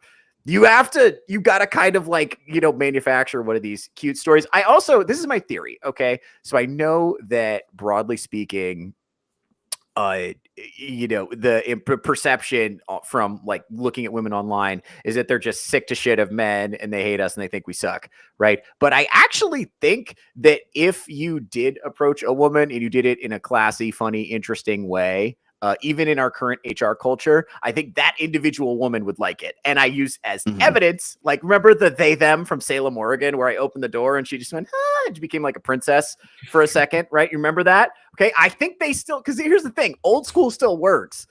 You can't undo biology. Even if you pass an HR regulation against biology, you still can't undo it, right? It's still real. It's still in there, right? These are still people we're talking about. So, and some people do react badly even if you're being cool. That does happen, right? But you can kind of just walk that off. Most of the time you're okay. Now I still wouldn't risk it at the workplace, but we got to start talking to each other somewhere, right? I meant to say this earlier, but I didn't get fit it in. But with the woman we just watched, that video we just watched, that woman, her whole thing is she wants her cake and she wants to eat it too. And I can tell you exactly what decisions she wants her man to make for her, because she doesn't want him to lead her in any way. She wants him to be there only so he can, decide what job he's going to work to pay off her shopping habits. She wants her to decide where they're going to eat for dinner. That's all that she wants her for, is to pick the superficial stuff, not to lead anything that matters, because then she loses her agency. When it goes beyond just leading, a lot of women don't even want a partnership at all. Right. Well, they want him to be her partner, but she doesn't want to be his partner. Yes. She can go out to the club and like you guys were talking about and be promiscuous and all that, but God forbid he even has one female friend, even if it's a family friend or somebody much older, or it doesn't matter. Emerald, can you find that clip of Tommy Lahren? I'm not talking about personal relationships here, so don't worry about that. I didn't pull that up.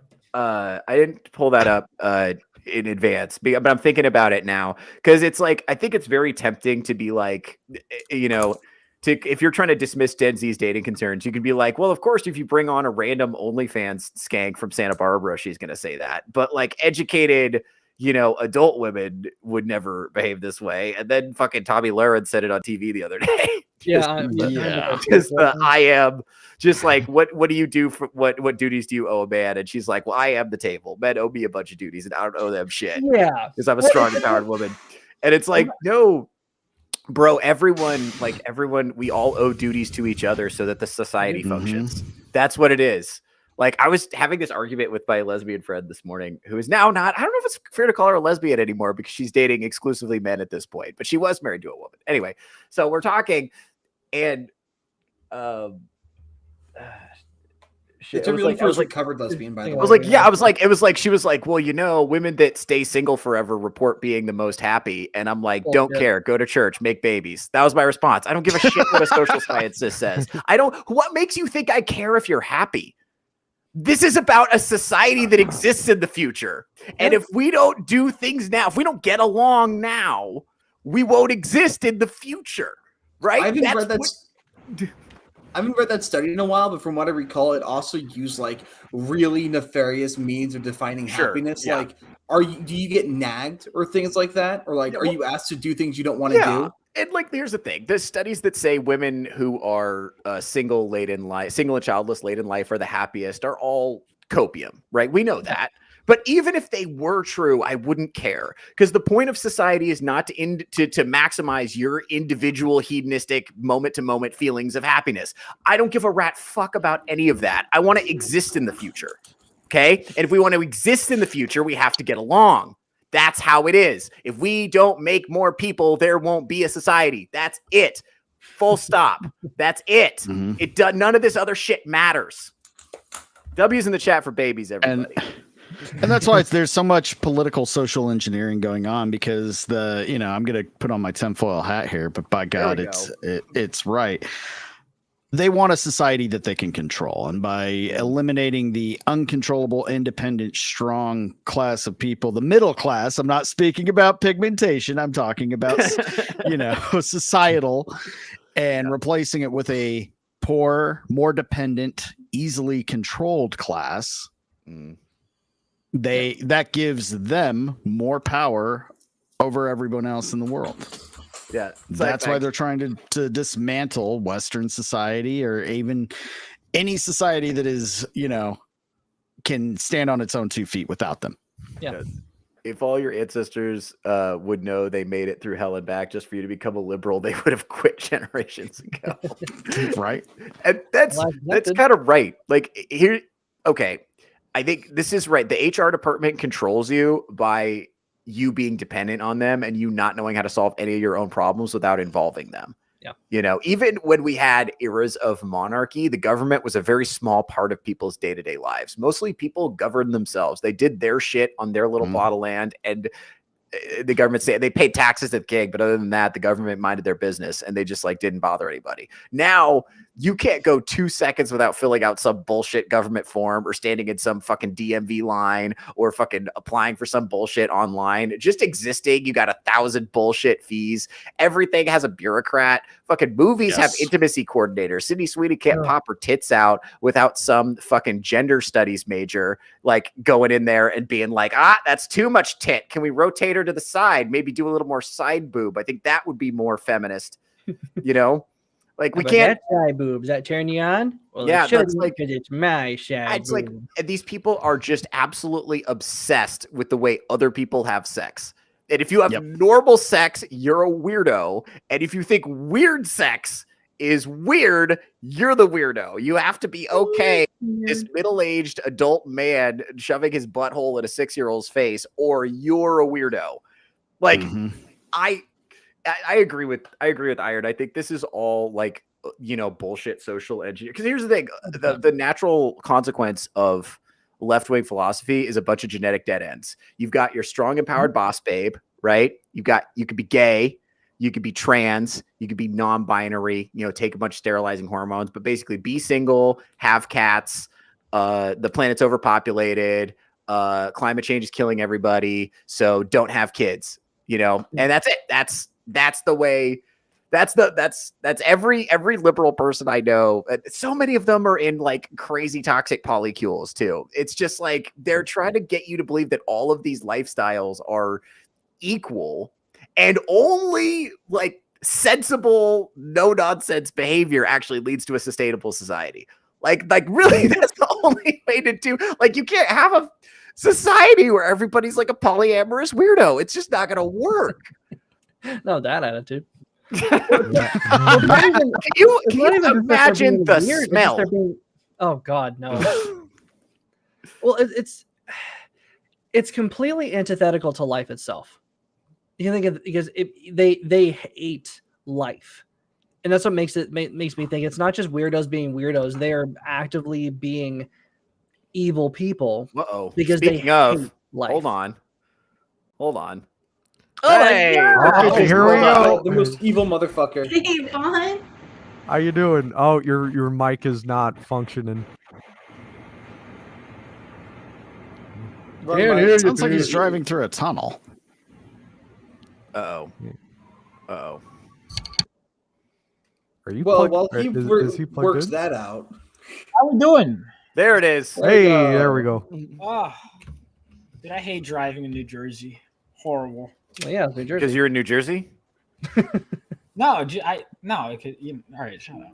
Anyway, Because of the jug handles. so what was the topic of discussion? The jug handles I didn't have to do, actually. Women? Yeah. Oh my God, yeah. Don't even get me started. Yeah, something you'll never have to worry about. Yeah, I actually shut the fuck up. All right, dang on that. Says the gay man. I actually want to do art, so we'll get all 3 women in the audience to vote on. Put me. Shout out to the 4%. Side by side. Who? All right, you know what I mean. Like, let's see. I have had a stream dedicated to women thirst traveling over me. Okay, can you see the same? Did you pay them? No, it was on Touch Grass like 2 weeks ago. Who? It was Gina from Third Relify stream was especially heading it up. I don't know who she is. She hasn't seen me yet, so I'm sure you had your time in the sun. Right. Anyway, so Gina, if you're in the chat today, tell us which one you'd rather bang, Arza or Vaughn. Well, hold on. You gotta at least take me out to dinner first. The hell? Now, anyway, Strider, you could also bang Strider if you want. Aaron and I are sitting out because it wouldn't be fair. Appreciate it. All right, so women. All right, yeah. Accountability. Let's talk about that. Okay. Two things. Women. What? Didn't you have I heard you had a rant you wanted to do. Oh, wait, yeah, but I didn't. I was hoping it would just naturally be in the conversation. Okay, go ahead. I guess not. Well, but yeah, I mean, yeah, it's just, I just noticed a few things. Typically making up the mind seems to be an issue with women, and also taking accountability generally. What are we looking Family. at here? Oh, there it I'm is. Hoping we can get back. Oh, God. Go ahead. You can be a man who has feelings and emotions, but you I can don't like also her. go to war I and hate protect her. and defend your I family. can't stand I'm her. hoping we can get back there. But the two extremes Tommy, right now, right? they're confusing men, and quite frankly, they're leaving women with few choices. And that's the real tragedy here. Yeah, the real tragedy is women. Women most affected. It's always women most affected, isn't it? It's always, dude. It's like men are killing themselves. Women most affected. Dude, it's funny how she said that in the same sentence of men can go and fight and die in war. Yes. Thank you, Tony. Yeah. But the thing is, and I don't know if this clip is going to go further along, but Andrew Wilson, and whatever you think about the man, he makes some damn good points. He makes some really damn good points. What are men fighting and dying for? Yeah, go ahead and play the tape, because I think we're going to get out of this. Go ahead and play the tape. But Andrew, you were shaking your head quite vigorously. Why? Yeah, well, I mean, it's just more feminine or feminist nonsense ultimately. Correct. And the covert feminism in society is big, especially on the conservative side. So here's what happens, right? Women need to have feminine virtues for men to be pursuing masculine virtues, for you to say things like, well, what I want is for men to protect me and I want men to make money. Well, that's great. What that ends up doing is it gives you a set of privilege in society. What do men get? What do men get for doing that for you? What are we getting from women for doing that? Are we getting chaste virgins on our wedding night? No, we're not getting chaste virgins on our wedding night. Are we getting women of great virtue No, we're not getting women of great virtue. The idea of courtly love is supposed to be done for women of great virtue. Where are they? Well, they're nowhere. And so in modernity and society, when female conservative influencers say this, it's actually a form of covert feminism. They're saying, I want privilege in society, right? But what is it women are giving to men to get it? What are they giving them? Tell me. Well, can I please chime in here? Yes, you can. And then James can, and I'll come to you, Sean. No, I would love to. I love this whole thing of like, if you're a female conservative and you don't believe that men should be douchebags, that all of a sudden you're a covert feminist. Call me a feminist. I really don't give one crap one way or another, but I can tell you this. A lot of these men, these podcast hosts on the right that like to think of themselves as these big masculine men, and what am I getting out of it? I can tell you this. There's that feminism. All right, I believe I'm a woman of virtue, right? Out. Yeah, there's the feminism. Oh, and then you're interrupting me too, Didn't which take is great. long, I let you talk. It's my turn. did it? Well, I know And he's completely correct. This is exactly like he is 100%. She is what is known as the woke left. She is acting like that way. She is explicitly screaming when he says something she doesn't like. She refuses to take any kind of accountability. And I think PS4 wants to say something. So let you said woke left. That's woke right. My bad. No. So the woke right, I want to make it very clear. The woke right, that doesn't exist. And I know some people will disagree with that. When I say woke right, woke, okay, and this is this term, okay, the woke right, this arose because people have forgotten what the fuck woke means. They just see the fucking word and then they just throw that in their fucking video title and they make clickbait out of it. Wokeism is far left ideology. That's what it is. All right. It's all this transgender bullshit. It's all this fucking critical race theory bullshit. That's what woke is. There is no woke right. Because then you are saying far left ideological right. That doesn't make any fucking sense. No, because what woke isn't inherently far left. I mean, it loosely is, because woke is just another word for intersectionalism.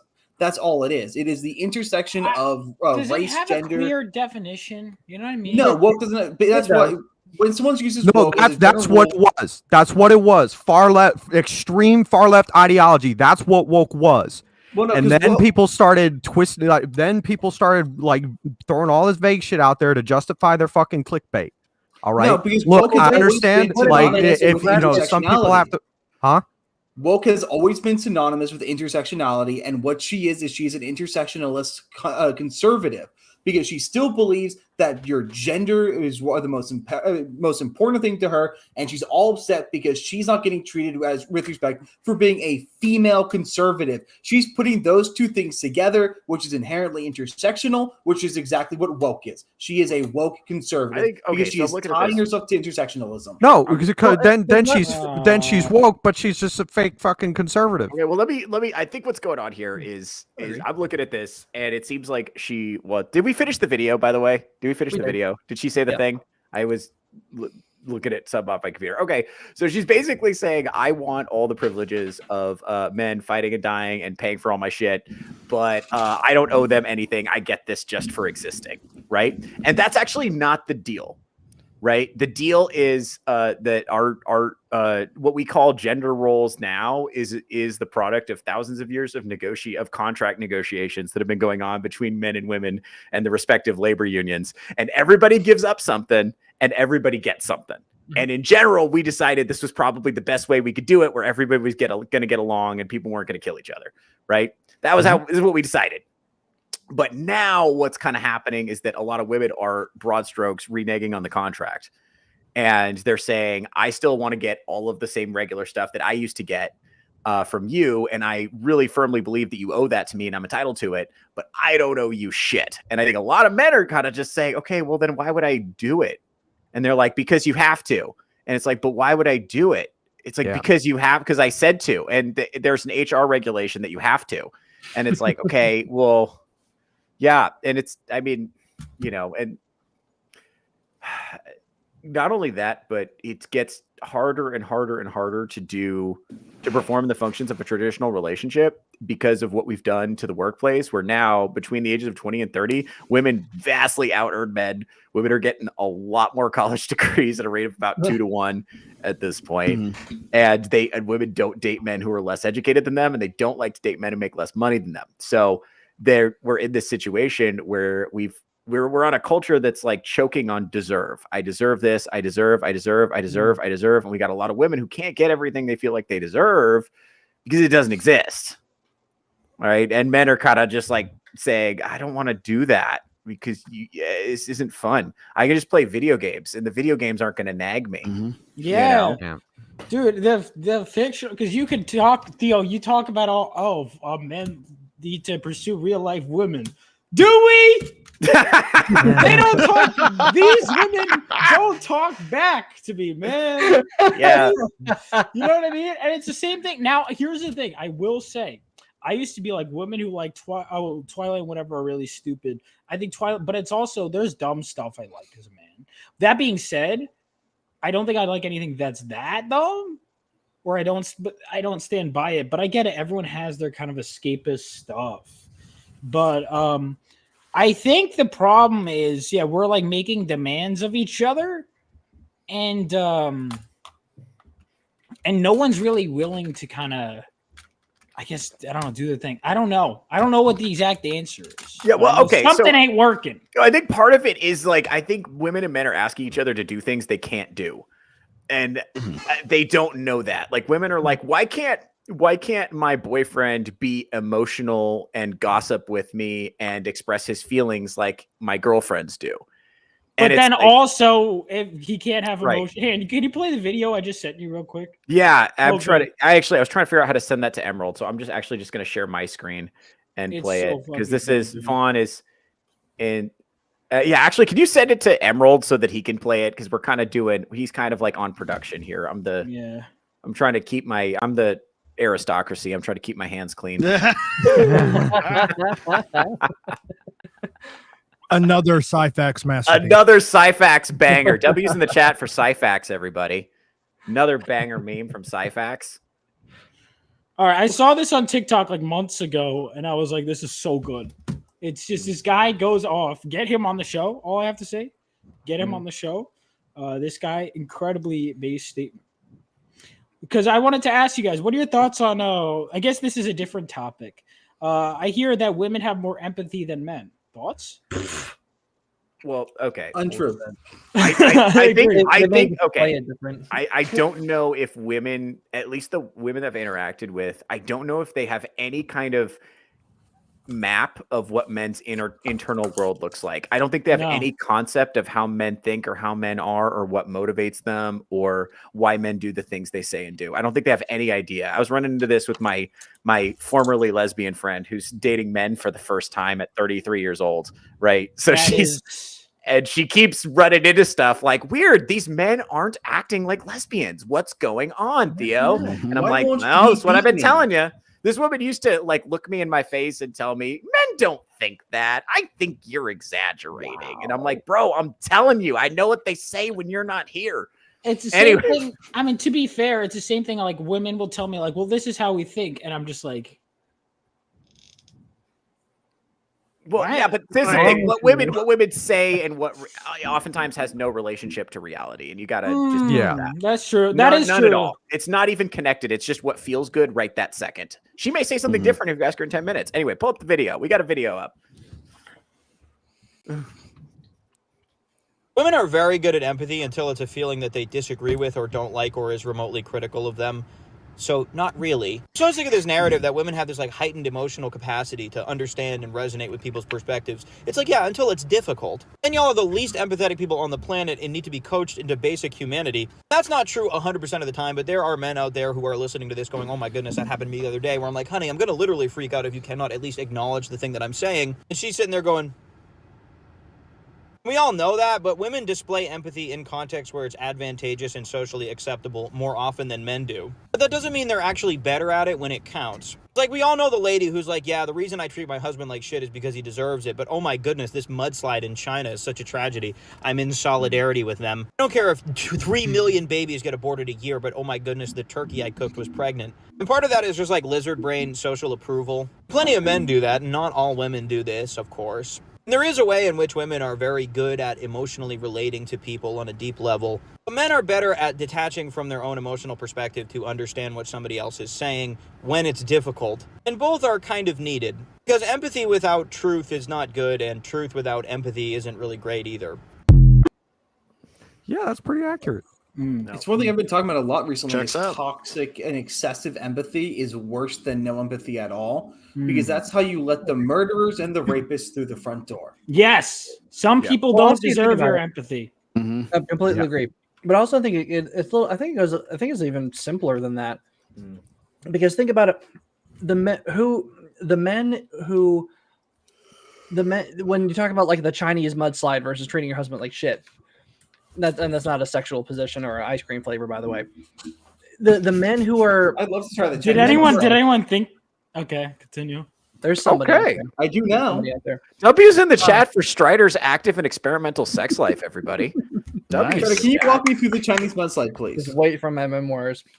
Lots of Kung Pao chicken. Hey, yo.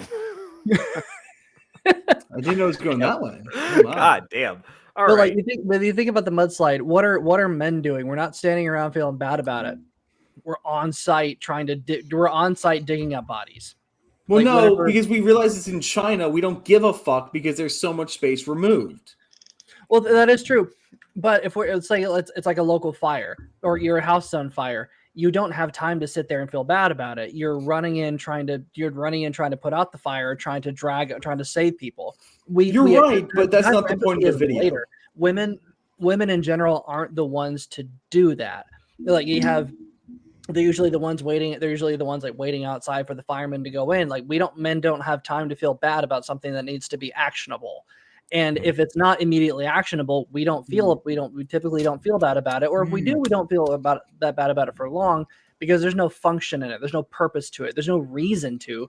Because as you said, what can I do about a mudslide in China about a half a world away that has nothing to do with me? I can be like, oh, that's a bummer. You see, Strider, you're correct, but you're focusing on something else. Is this another Cyphax meme? God, I hope so. I would think so. Better be. Yes, Oh, it is. man. Makes sense. Yeah.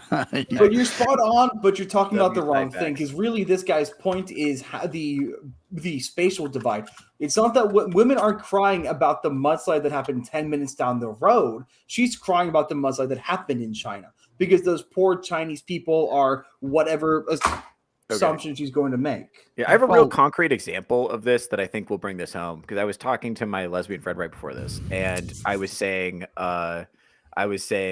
she's like, I was like, if we don't, I was making the same point I've made to you guys multiple times, like, we don't have babies, our society's going to die.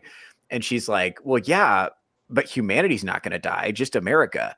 And I'm like, yeah, that's bad to me. I think America's good. And she's like, why? And I'm like, because I'm American. And she's like, that feels like nationalism. And I'm like, Oh yes. my God. I'm like, Okay, yes. let me. And then she was like, well, that sounds like you want America to be the world hegemon. And I'm like, yes, that's good for everyone.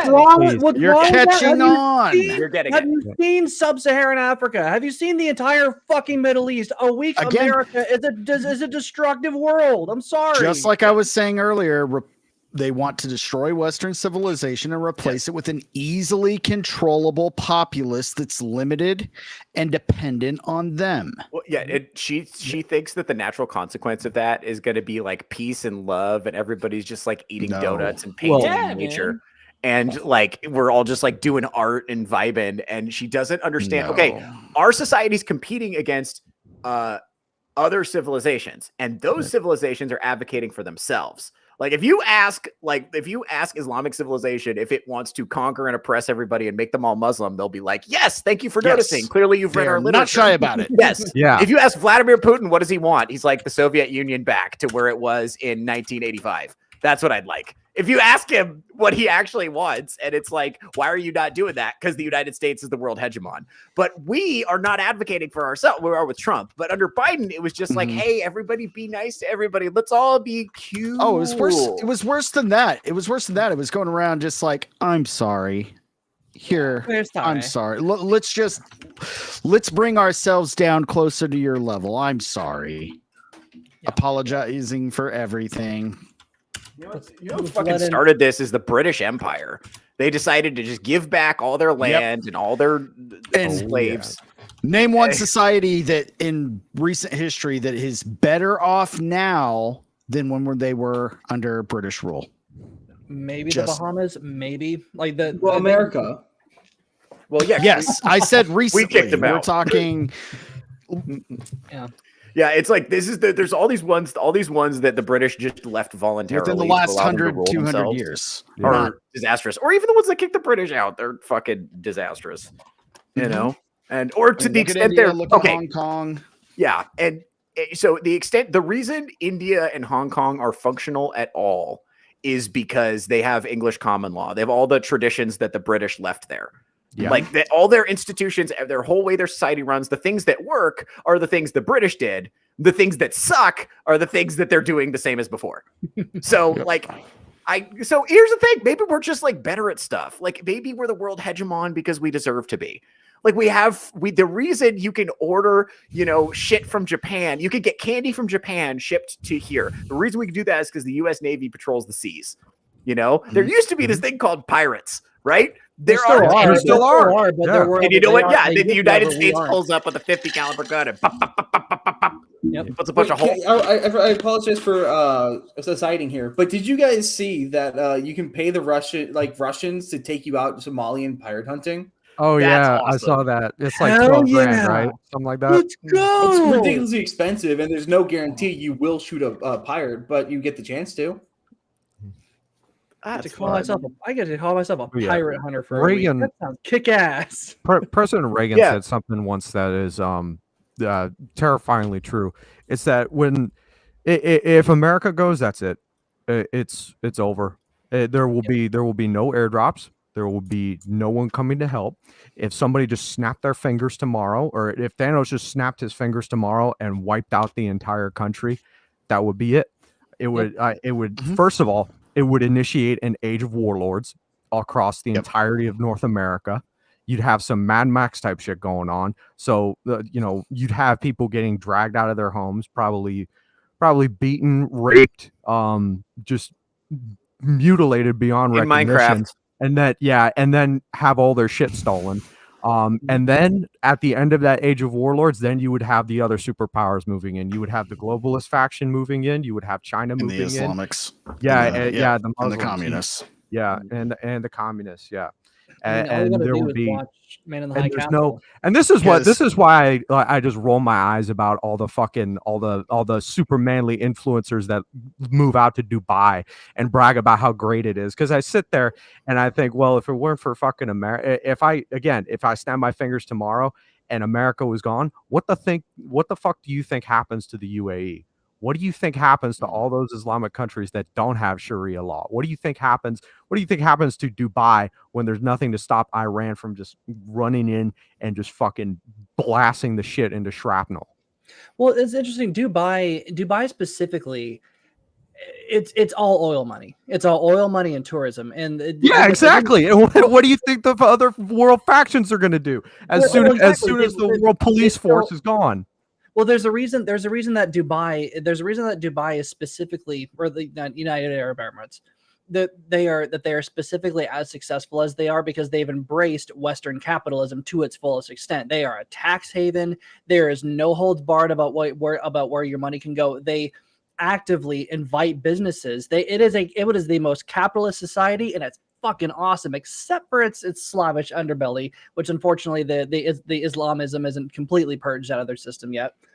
But there's a reason that they succeed, and places like Iran don't. And same thing with Saudi Arabia. It's all oil money. But where do we usually think of like the United Arab Emirates is basically the Wakanda of the Arab world. Yeah. Because they have embraced. Am I wrong? No, you're right. You're 100% right. It is actually. Yeah. They have set themselves up as the playground where the rich and famous can go and just spend all their money, and that is brilliant. And that's what we're in the U.S. We're doing again by all these tariffs. They're not meant as a penalty. They're meant to be like, move your shit back here, or these are the taxes that you're going to face.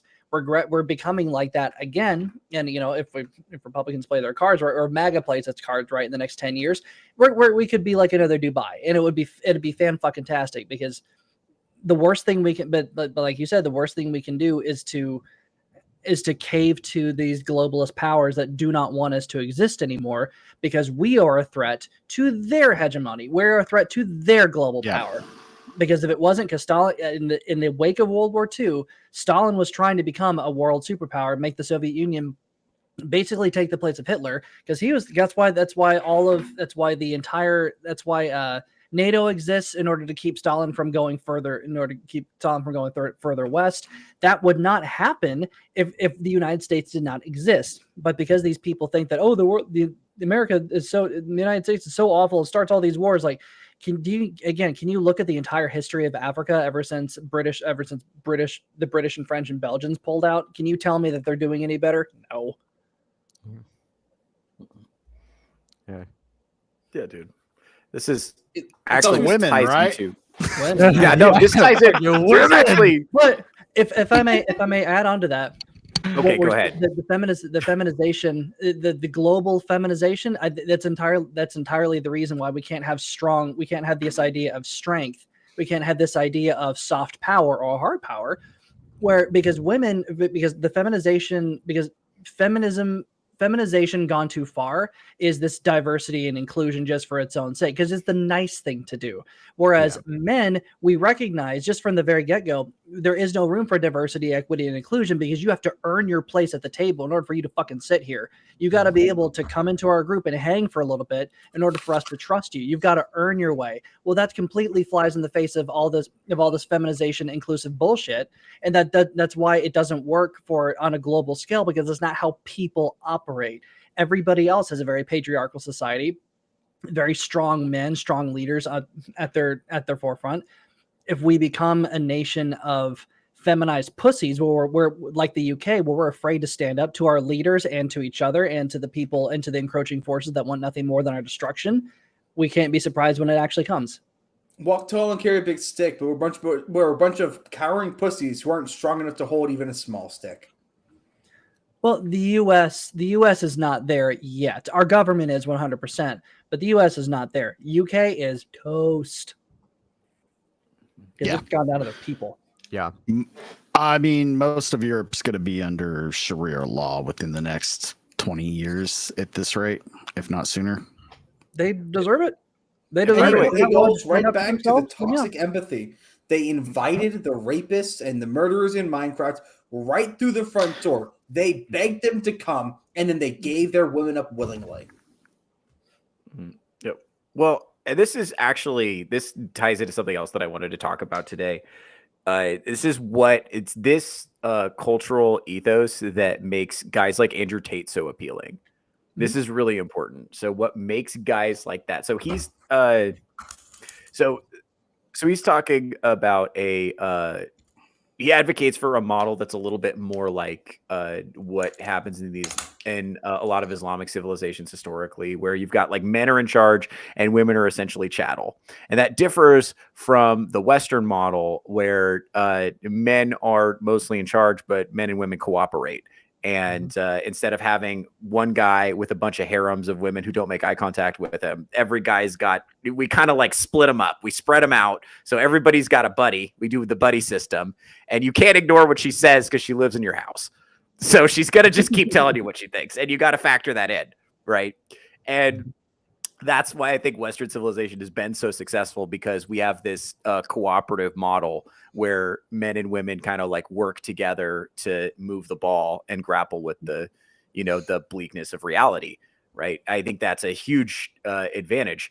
But I think we've gotten to this point. I don't know if I think it's post World War II a little bit, where we're just so terrified of aggression that we've just sanitized the society of all aggressive impulses or even ambitious impulses or even remotely masculine impulses. And anyone who advocates that people like stand up for themselves and take some responsibility for their lives and try to do better gets branded a far right extremist or a Nazi, right? This is why I think it's tied to like fear of like World War II.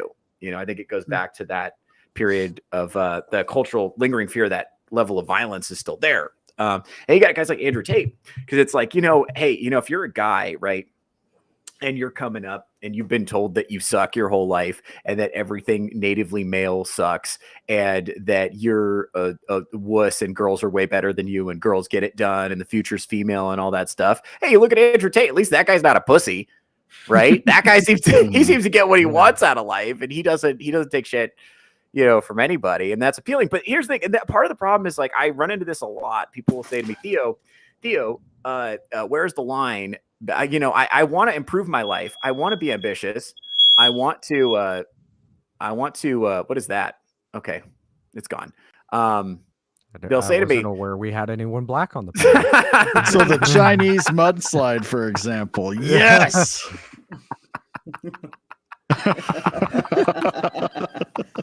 That's awesome. Spectacular. Cyfax wins again. Cyfax is undefeated. Anyway, so I wanted to put a bow on this. When you God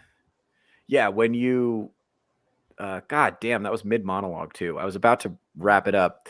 But yeah, so sort of when you sanitize this is a question I get a lot, where you have guys who will talk to me and they'll be like, hey, I want to improve my life. I want to be more ambitious. I want to go out there and get after it, but I don't want to be a douchebag, or I don't want to end up, like Andrew Tate. As if Andrew Tate became Andrew Tate overnight. That does not happen. Yeah, you're not gonna decide to start talking to women and then wake up one day and start smacking them. Like, that's just not how it works. That is a very bro. There's a reason I haven't read 48 Laws of Power yet. I'm terrified to follow me tomorrow. This is what I'm saying. There used to be something called being a normal guy. What? That's what we've lost track of. Being a normal guy means you go outside, you like sports, maybe you drink beer, maybe you do male typical hobbies, you talk to women. It goes badly most of the time, but eventually you meet one that likes you and you try to make the best of it. That was called just being a normal guy, right? And that, I think, is what we've lost. Like, you don't need to make banging chicks your whole identity. In fact, I recommend that you don't. But we put people in this position where just like being a normal dude who asks out women sometimes and hangs out with in male-centered spaces a lot of the time, like that is somehow seen as like, even that is seen as toxic. So if that's where you're drawing that's what we've lost. That's what I'm trying to get back to, is just be a normal fucking dude, like that's what I'm trying to, I don't know. I forget if I probably talked about it on this. I think I talked about it on Rogues, that whole Invincible stream clip that I did, where every single time a guy asks a girl out, it's like, and it's like the people in the comments were like, sorry. And everyone's like, first of all, a Chad like me, it's like, dude, I'm talking about comic books. First of all, I don't know what the fuck you get off of. Second of all, I'm like, they think there's like no balance between that and like being a total abusive douche. Yeah. Mm-hmm. Well, to be fair, go ahead. Most men do talk to women that way. They do the stuttering because it is the number one fastest way to look non-threatening. It is all about making yourself look like a pussy so that she feels safe when you ask her out. That's what it is. Here's the thing. I think that's a total misunderstanding of the way women view the world. Yeah, that's I stutter because I can't fucking help it. He has Warren stutters because he's socially retarded. My point is, I'm fine with some of it, but it's every single instance in the show. And you're right. And when I was marathoning it, that's what drove me crazy. Also, I was a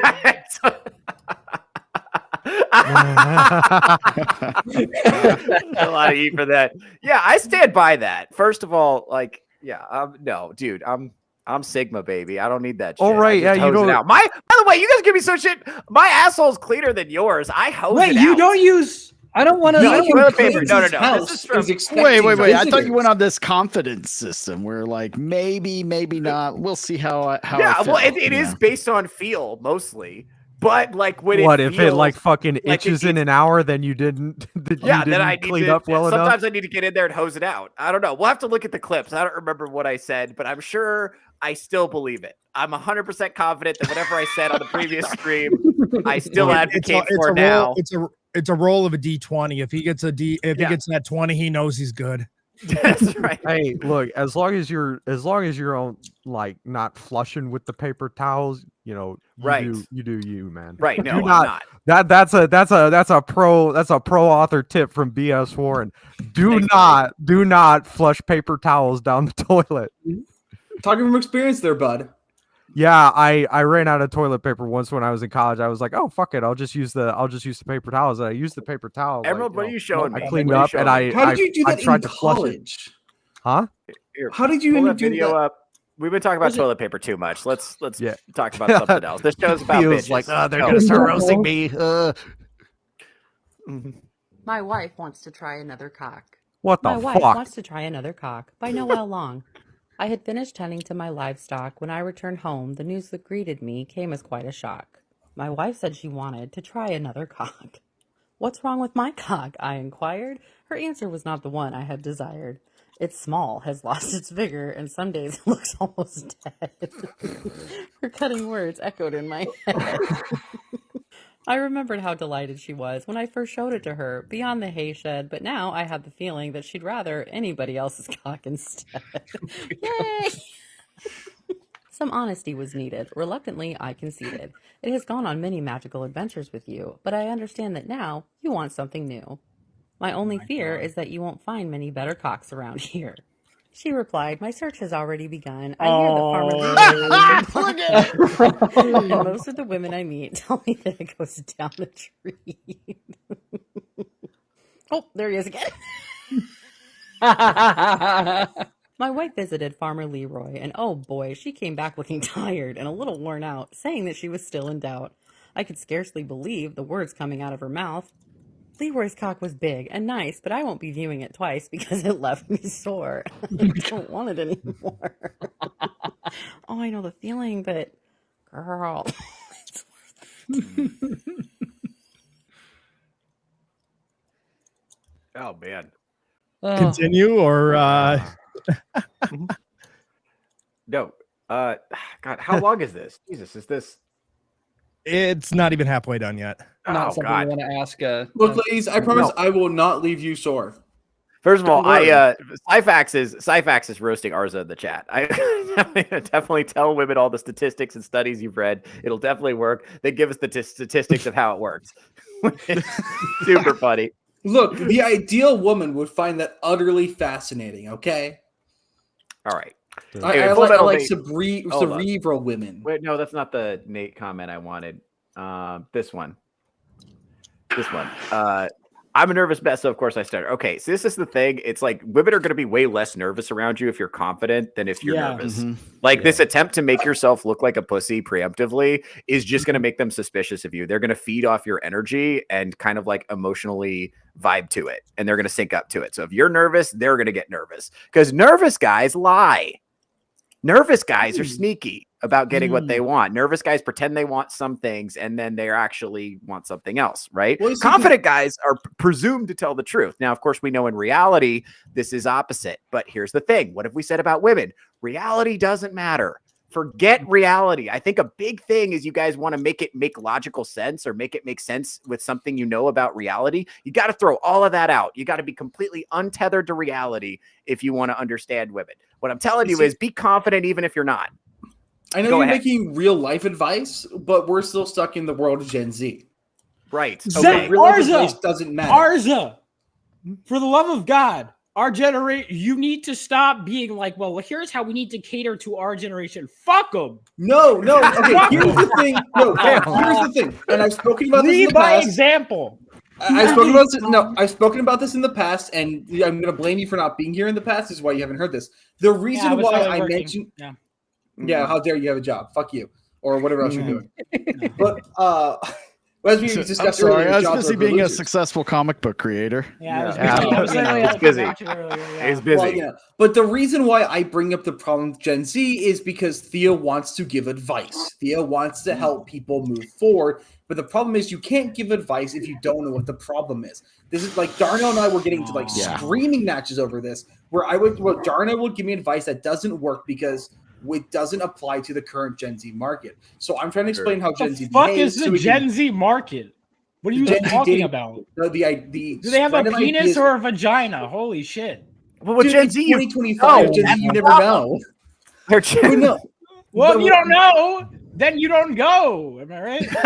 No, the reason why I am doing what I'm doing is so we know what the actual problems are to solve. Saying that stuttering doesn't work was true 10 years ago. It's still true, dingus. Yeah, it's still true. Okay, hold on. Iron's showing something. Pull up what Iron's trying to show me. And by the way, I've done it. We've all stuttered in front of a girl. Arza, Darnell would like a word with you in the back. Hey, just remember, Arza, remember, fucking Lieutenant Quigley there has like 4 kids. So he was able, with that face, Yeah, but he's not he Gen was able Z. to get laid. So just keep that in mind next time you bring up these self-defeating beliefs. That guy has children.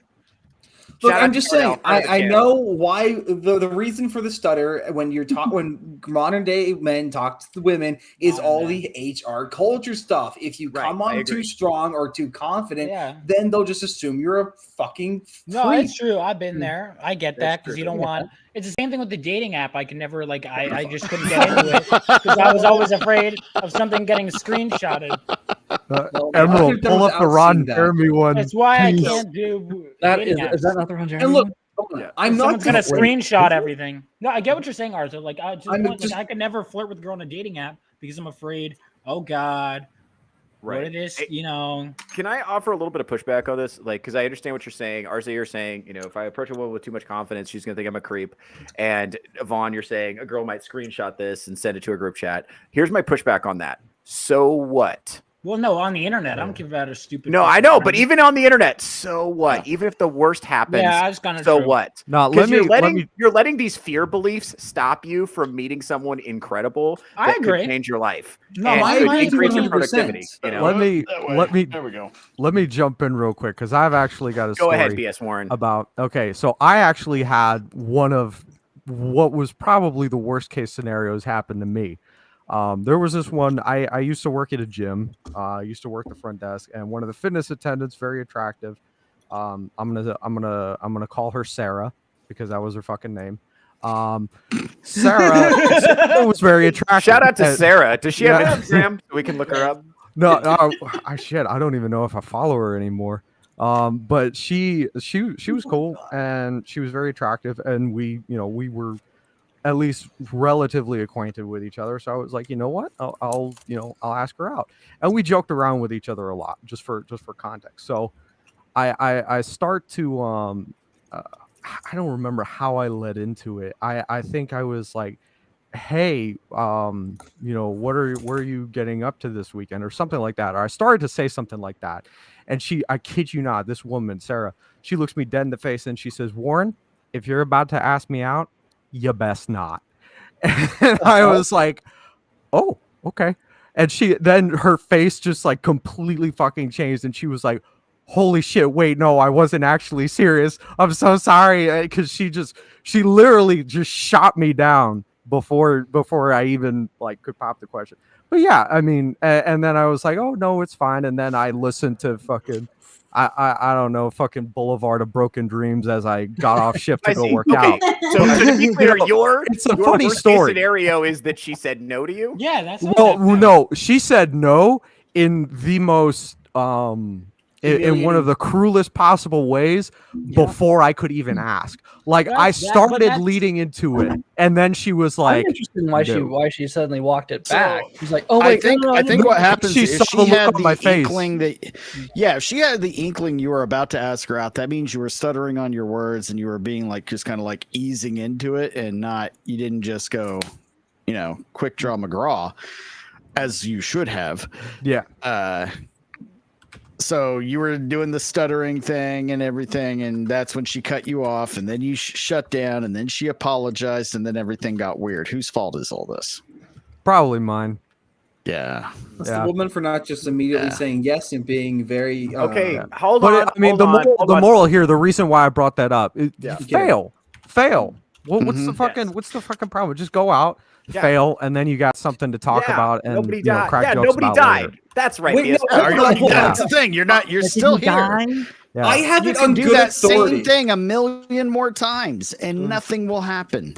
I have it on good authority that if a woman turns you down, a meteorite could fall on you. Okay. No, I actually, what was it? You I could was reading an immediately be article. maced and murdered. Yeah. I was reading an article years ago about like, you know, shit that, you know, how to handle like the different reactions when, you know, she has to, you know, you asking her out. And one of them, like the really extreme examples was like, she has a seizure and dies. And I was like, whoa, did that actually happen? And then the explanation was like, don't worry, it's okay. She probably had a pre-existing medical condition. Right. Yeah. Well, but like I said, I'm not defending Gen Z men. I'm not saying it's okay. I'm not even saying that I do it because asking women out is for losers. Yeah. But what my sole goal here is that we understand what we're working with, so we can best solve things as our dating coach gives us proper advice. Let me ask you, Arza, what do you think about this comment from Jason with the numbers? The trick to talking to women is tackling your problem of not being able to talk to strangers first. Learn to walk before you can run. What do you think? I agree. Yeah, I hard agree with that because you can't expect to talk to somebody you want to impress if you can't talk to people who don't care about you. Right. Yeah. The thing is, you also if you do it right, you don't even need to engage them in incredibly like mentally stimulating conversation. Just hi, or how are you, or how's it going? That it just is simple shit. Just being nice to people and looking them in the eye. Practice that first. Ask questions. Yeah. And ask questions. Everyone loves to talk about themselves, and women are no exception. So get used to asking people questions about themselves. A lot of guys think that they have to say something slick, but the reality is you just get the other person talking and you let them talk about themselves for a bit. And then when they leave the conversation, they'll be like, I really liked that guy. And you didn't say anything. You just let them talk. That's a great way to make a first impression. And also, you can talk yourself out of some pussy way easier than you can talk yourself into some pussy, especially where your skill level's at, Arza and Vaughn. You're a lot more likely to talk yourself out of some pussy. I would say shut up as much as possible. Always say less than necessary. Like you get her talking, you just shut up and stare at her, and then ask a follow-up question when she runs out of gas, you know, and see what happens. See if she doesn't just get naked by accident. Oh no, look what happened. That happens, dude. I'm serious. She's saying animal facts, and then 20 minutes later, she's I'm serious, dude. Please make the noise again. Oh. Wow. You're clipping this. Oh my god. Yeah. That's gonna end up on a soundboard on someone else's stream. Iron's gonna be like spamming that next rogues gallery. Nice shoes, DTF. I wish it was that easy. One of the ones I started using was so Catoctin Wildlife Preserve. I mentioned I'm big into animals. I'm on the reptile scene a lot, and I visit a lot of zoos. Catoctin Wildlife Preserve. Reptile scene? Huh? Yeah. Are you familiar? I know you're familiar. Doggy style. How about lizard style? No. So what I do? So Catoctin Wildlife Preserve has a black jaguar. And so I'll just out of nowhere, I'll just hit him with like, have you ever seen a black jaguar before? And it just completely fucking ambushes them, and they're like, what? And I'm like, and usually they're like, no. And then it segues into an opportunity where I can be like, well, I'm going to go take pictures of one this weekend. Do you want to come with? And I don't say where it is. I mean, granted, later on, Iron's laughing because to this undisclosed location. Immediately. She was never seen again. You are now on a list. Come to this undisclosed location and let me photograph you. No, you basically you just kind of drip feed them the details, and you're like, okay, it's here, and then they're like, oh, okay, it's at a zoo. That makes sense. But you basically you make them like ask questions, and you build the intrigue about it. You're like, where the fuck does he at? Where does the fuck has he found a black The answer is jaguar? no. Yeah. You're married. I didn't ask you. Yeah. Someone in the chat did. Oh. Yeah, someone in the yeah, someone. Yeah. Oh wait, somebody. Hold on. Yeah, my it's chat is not to what you slow. were asking. Oh, okay. No, it's something else. Yeah. It was. I was And like, that's- Selena, your husband should be showing you black jaguars. So Me. you lure women into an undisclosed location in the woods. Do go on. No, but like they're you just say, I'm taking pictures of a such and such animal this week, and you want to come, and then they're like, well, where the fuck did you find that? And you're like, oh, well, there's I say, there's a facility in like up in Thurmont where they're housing one. I'm going to take pictures of it this weekend, and I'm gonna share it all. That's another thing, by the way. Hoes love photographers. Hoes absolutely love photographers. Well, yeah, because you can focus your time and energy and photography on them. It's a self-serving hobby. Yeah, no, I think what women like is to be the subject of art, and photography is their favorite because they can put it on Instagram. But they want you to write songs about them. Even as a comedian, they're like, "Oh my god, I hope you don't write a joke about this." Yeah. And then I do, but it's not anything that they find flattering. It's not if I write a joke about if I write a joke about you, you're not gonna like it. Like your name is not gonna be in it, but you're not gonna like it. I promise. It's the things that I find endearing about people to write about are never the things that they find flattering about themselves. It's not as cool as like writing a song about a chick. Like that's objectively, No, okay. So listen, I've actually heard about that. There is a romance bookstore kind of local to me here, and I've thought about like going there and scoping out the, All right. How does this work for a line in that setting, right? You walk up to a girl, she's got a book in her hand. You just ask, you want to try that with me? What? Yeah, I think I would. I don't know. No, I don't recommend that. No, I just encourage find people to that, lure women into the woods with the promise of a black jaguar. I don't recommend that. Okay, so this is purely theoretical speculation because I haven't been to the store, but I'm thinking, if I'm thinking, put myself in the internal world of a book whore. These are the horniest and the most socially awkward all in one person. Right. So that's a great combination. But if you approach her with any kind of riz, she might shit her pants. And so you gotta be careful. Cleaned up. Like girls are like horses, they spook easy, Yeah. Yeah, that could work for the right girl. That is gonna work. But also you got a quality problem there. But also, isn't she gonna ask you what you're doing in that section of the library? No, because she doesn't think about anyone outside of herself. Right, if she does not have the ability. Strider, you're thinking like a man. She doesn't have the ability to wonder things about other people. She's not curious about other people. She's not interested. She doesn't care. She's living a fantasy, and in her fantasy, she has a mental fantasy of what it's going to be like to meet a hot guy. It's your job to step into that because the work has already been done for you. Right. But so you just kind of step in and don't say anything that fucks up the fantasy. This is why I say don't talk much. Talk as little as you have to, because you can talk yourself out of her fantasy. Like, my fantasy guy would never say that.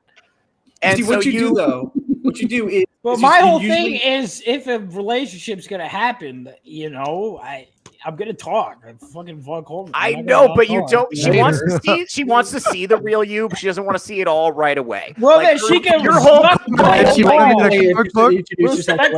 What I'm saying is like your whole Yago the parrot thing is very endearing to me because I know you. But to a woman who's meeting you for the first time, it could be obnoxious or nerdy or annoying or maybe smelly. But if you keep that shit under wraps, she might find it endearing later as she gets to know you. She probably won't, though, let's be honest. But I've got the perfect answer for Strider's question. If she asks what you're doing there, because you can usually tell what the plot of the book. Dude, we gotta do this dating show. Me and Arza have to be competing. I know. I will host it. I'll host it. Now we need to find women. That's the hardest part. But no, so you just guess what kind of profession the woman of that book is, and you just say, "I'm just looking for my insert profession," because the women want to self-insert themselves into these romance novels. Yeah, what kind of asshole would do a self-insert book? But I have no idea. Bro, listen, I had a girl. Okay, listen. So I talk about fairy porn a lot, right? I had a girl ask me if I would wear pointy ears with her, and she asked me after she had already ordered them. That's how pervasive this shit is. Wait, how'd you get your ear measurements? What did Those say? are not universally sized. That's none of your business, Vaughn. This is No, it is. Bro, it's a girl man conversation. I don't know. This is for me and Iron to talk about later. It's not for all you you. need to do is shave, put some conditioner in your hair. That is elf material. Yeah, dude. Yeah, dude. And if it works, it works. I do, dude. I've been told I look like one of these like horse-cocked fairies, and that's why I'm doing so well. Honestly, between the Marvel movies and the fairy books, like this has been a good couple of years for Theo. It's been like unlimited free advertising for like blonde white guys. Just a nonstop stream of free advertising for me. This has been outstanding. Usually chicks go for me because they think I either look like Mike Posner or Baker Mayfield. Chicks do not go It's for me. crazy. I've gotten Baker Mayfield like a is couple not times a bad recently. person to look like. No, Baker Mayfield's legit. Yeah. All right. What have we learned I'm today, roasting me in the chat. Oh man, this has been fun. Emerald, do we want to take one more look at the Rumble chat? How we doing? Is anybody in there?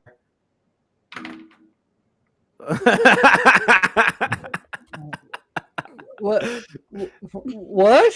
Hey, taking shots. Wait, why am I still single? What is that even in reference to? What am I on what grounds am I being insulted now? Right, and that's the other thing. Now, to Ars's credit, of the theorizing mostly is on the podcast. He does take a lot of concrete action. He usually acts on feedback when we give it to him. To Ars's credit, we have given him quite the nudge out the door. Dude, Vegas is gonna be fun, Theo. Dude, it's gonna be lit. Yeah, it's gonna be a lot of fun. I'm just saying I can't be there because actually no, I'm not. No. Yeah, it's gonna be fun. Vaughn will just come in and chase away any woman I was talking to. Yeah, I'm sure that. Yeah, blame me for your fucking shortcomings. Okay. Yeah. Vaughn, I'm sure Leia will be very excited to meet you for the first time. Well, until you guys described her, I was interested in the idea. Look, if you guys paid a girl for me, I would not complain. I would not be nearly as ungrateful as Vaughn is. Mm-hmm. You would if she came from Boulder Highway. Yeah, you would if you've got like diseases from said woman. Look, that's what gloving up is for, my guy. Get Oh with the my times. God. Always work. You need help. That is, bro. This is why I'm saying this generation is so down bad. We gotta. Well, the best part is I'm not actually. These are all jokes. I have no intention of doing that. It's exactly what someone would say when they're trying to, Yeah, they're trying to walk it back. What reason do I have to say that I'm not interested? Huh? It is better for my image to just sound like the one Gen Z sleaze bag on the panel. Yes. Than to actually just be a pussy. Right. Fair That would be point. better Can't for argue you. with that. Vagabundo, that's not happening, dude. It's not happening. Not happening. Oh god. No. Oh man. I don't get it. Like, and I'm not going to because it's dumb. You will. It's dumb. Yeah, Feet are meant for walking, and that is it. Made for walking. That's what you're gonna do. Kid. Oh, hold on. Drunken's got something he wants to show. We got it.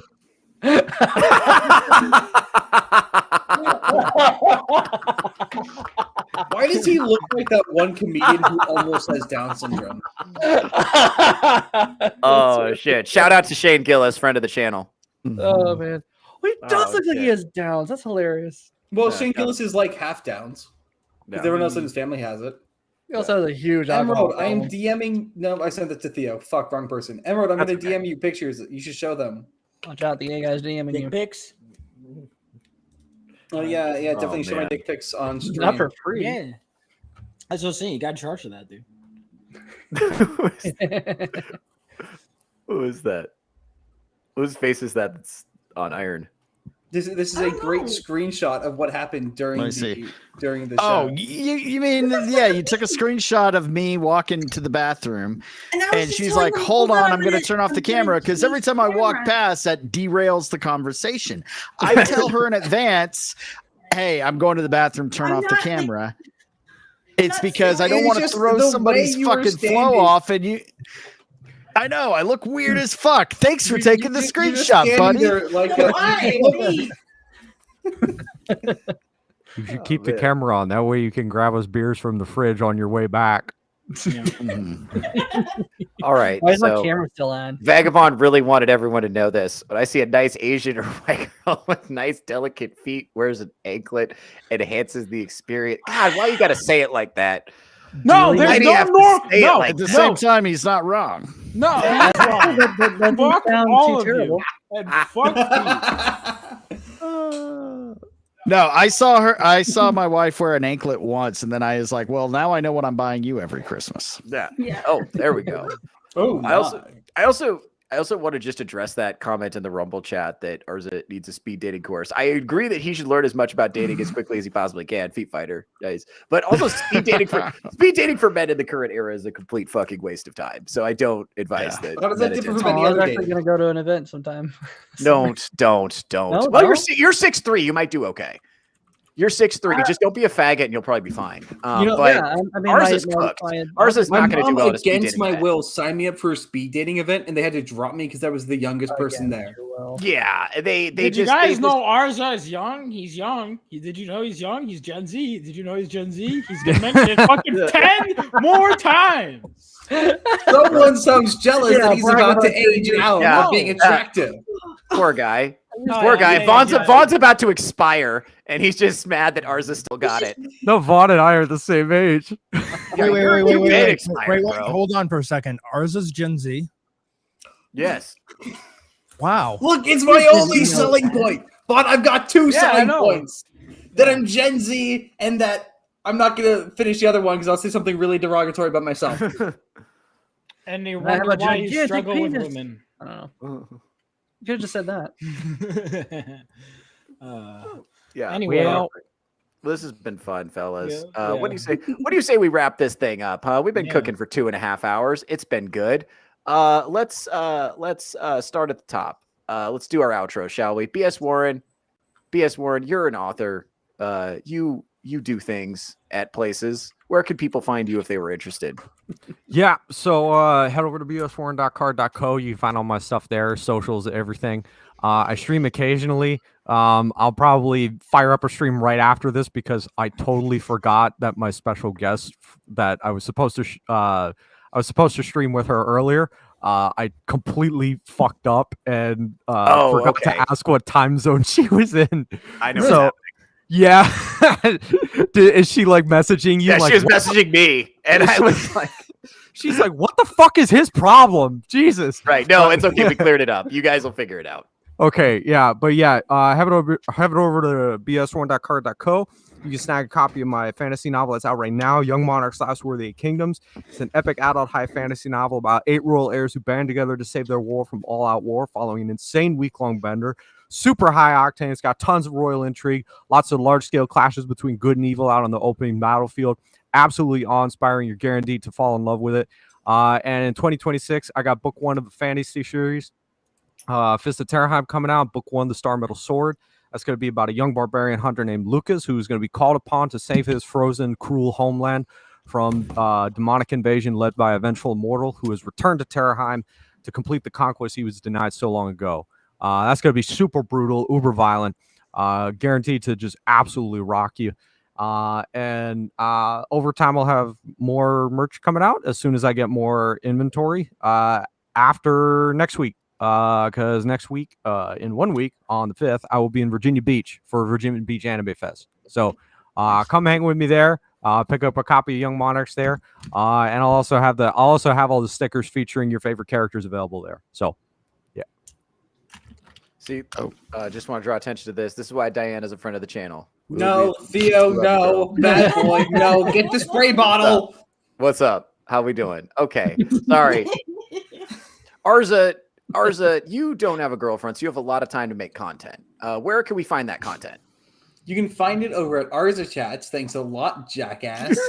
You can find me over on X, on TikTok, on Instagram, on Rumble, on YouTube. I post everywhere. It's mostly the same content though, so don't get too excited. I do one video that's me editorializing and explaining an event that I read in a news article, usually from the same like 4 sources, so it gets kind of boring. But then I will follow up with a 1-minute short that just summarizes what I just gave you. So that way, if you just want the too long didn't read, you can click on that. If you want more, go to the other one. I'm fun and I yell at the channel a lot. Or yell at the camera a lot. I just had a video blow up where I was yelling at actors for being retarded and going on strike for 9 months, and then being upset when they got fired. Who would have seen that coming? It's a fun time. My channel, my content's okay, and I just hit halfway to monetization. So I'm hoping with the next couple months I can get all the way to monetization. Excellent. Again, Vagabond just dropping nothing but baggers. We got a real academic discussion about foot stuff going on in here. Vagabond's putting on a clinic. Go ahead and shout out to Vagabond, friend of the channel. Go ahead and go follow him. Yeah. He's going to launch his stream. I swear it's not hentai sometime within the next decade. Let's see. Let's see. Vaughn Coleman, you save a lot of time by not getting laid to make comic books. Where could people find those if they were interested? Yeah, you could buy them from my website, Rebel Oasis Studios. If you guys are going to be in Vegas, make sure to message me because I will have everything you need. I have posters, I have the mini prints, I have the trading cards. Anything you guys get that would be available at a convention, I can package up and bring to you when I come to Vegas. We got the main cover here for $20 and all 4 variant covers right here for $40 each. So make sure you get on that. We also have the posters, which is of the main cover for $20. You can find me on Instagram, on Twitter, on YouTube at Vaughn Coleman, on all those things. Follow me everywhere. Join my email list on my website. Yeah, that's where you can find me. Find me everywhere. Excellent. Selena, are you ready to do your outro? Your camera's not on, so I can't tell. Are you ready, or do you need me to skip you? No, I'm good. I was just putting in the links in the chat to help out. Excellent. Thank you. Yeah, you can find me here on, well, let's start on Wednesday. Wednesdays, you can find me on the weekly Rogues Gallery. I'm producing over there. Also, the weekend Rogues Gallery at 5:35 p.m. PST. You can find me here on Saturday mornings with Theo and over on Drunken Emerald's channel for insert title here, as well as occasionally on Nerds. Is it Nerds on the News? Nerds.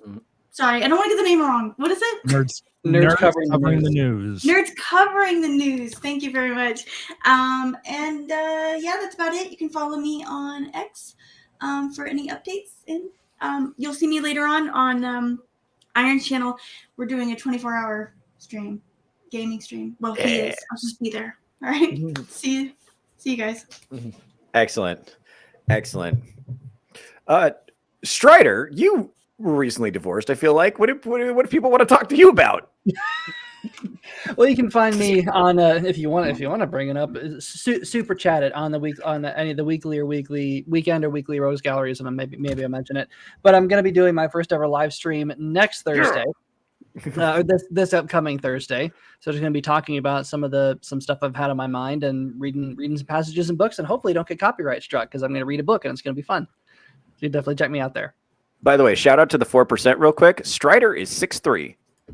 He looks like that. He's single and he's 6'3". Just want to float that out there.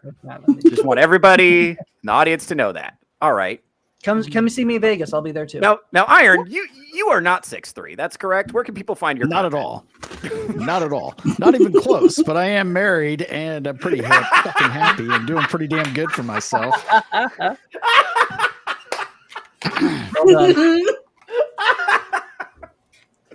Oh Lord. All right. So shortly after this stream, gonna try within the next 2 hours. My stream might be a little late because I do need to recover a little bit and get prepared for this, but I will be doing a 24-hour survival horror gaming stream.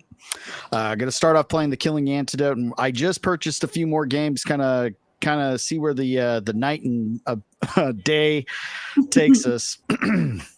Everybody's more than welcome to pop in and out as they want if you want to come hang out.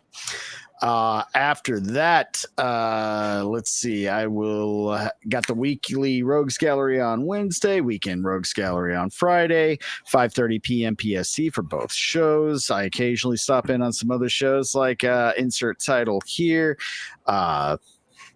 Let's see what else. The nerds covering the news as often as I can. That's a little bit of a difficult day for me. And wherever else I just happen to get invited. I'm here every Saturday for Touch Grass. Really happy to be a part of this show. It's a lot of fun.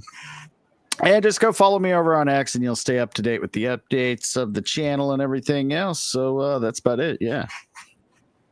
All right. Drunken Emerald. Oh, Curse of Strahd sometimes. Bingo. All right, Drunk Emerald Arrow. This show would not run without your production capabilities. You are a god amongst men. Your beard is exquisite. Where can we find you? And where can the women who might be sexually interested in a man of your skill set find you? That's important too. He's also single, by the way. Yes, I'm willing to whore out my producing skills. I'm Drunken Emerald Arrow. I host the Insert Title Here show at 9:30 on 9:30 PST on Fridays, and then on Tuesdays, I have Nerds Covering the News at 5:30 PST. Then I have Weekly Rogues Gallery at 5:35 PST over on Iron's channel. And then I have Sammy Three Pete's show at 8:30 PST in the morning, where we are covering and going into the deep lore of Batman, and that's on Cavecast. Then back here, continuing to hone my producing skills. Yeah. All right, folks. And I think that's everybody. So I'm Theo Snodgrass. I'm your host. I'm on Nerds Covering the News. I'm on the Weekly Rogues Gallery. I'm on the Weekend Rogues Gallery. I'm on Insert Title Here. I'm all over the place. I'm on Curse of Strahd. I'm on this show, Touch Grass with Theo Snodgrass. You're already watching it. You already know about this show. Well, I'm going to tell you what. I'm everywhere. Oh, I've also got a Patreon you should check out. You should support me on Patreon. You should buy stuff from my merch store. And you should follow me on all my social media so you know where I'm performing live comedy, so you know what I'm up to. My link tree's in the comments right now. Go to that link tree. Follow me on everything. See all the cool stuff that I'm doing. And if you want to, DM me pictures of your feet, maybe with an anklet. That might be great. All right, everybody, that was fun. We're going to do a hard out. This was fun.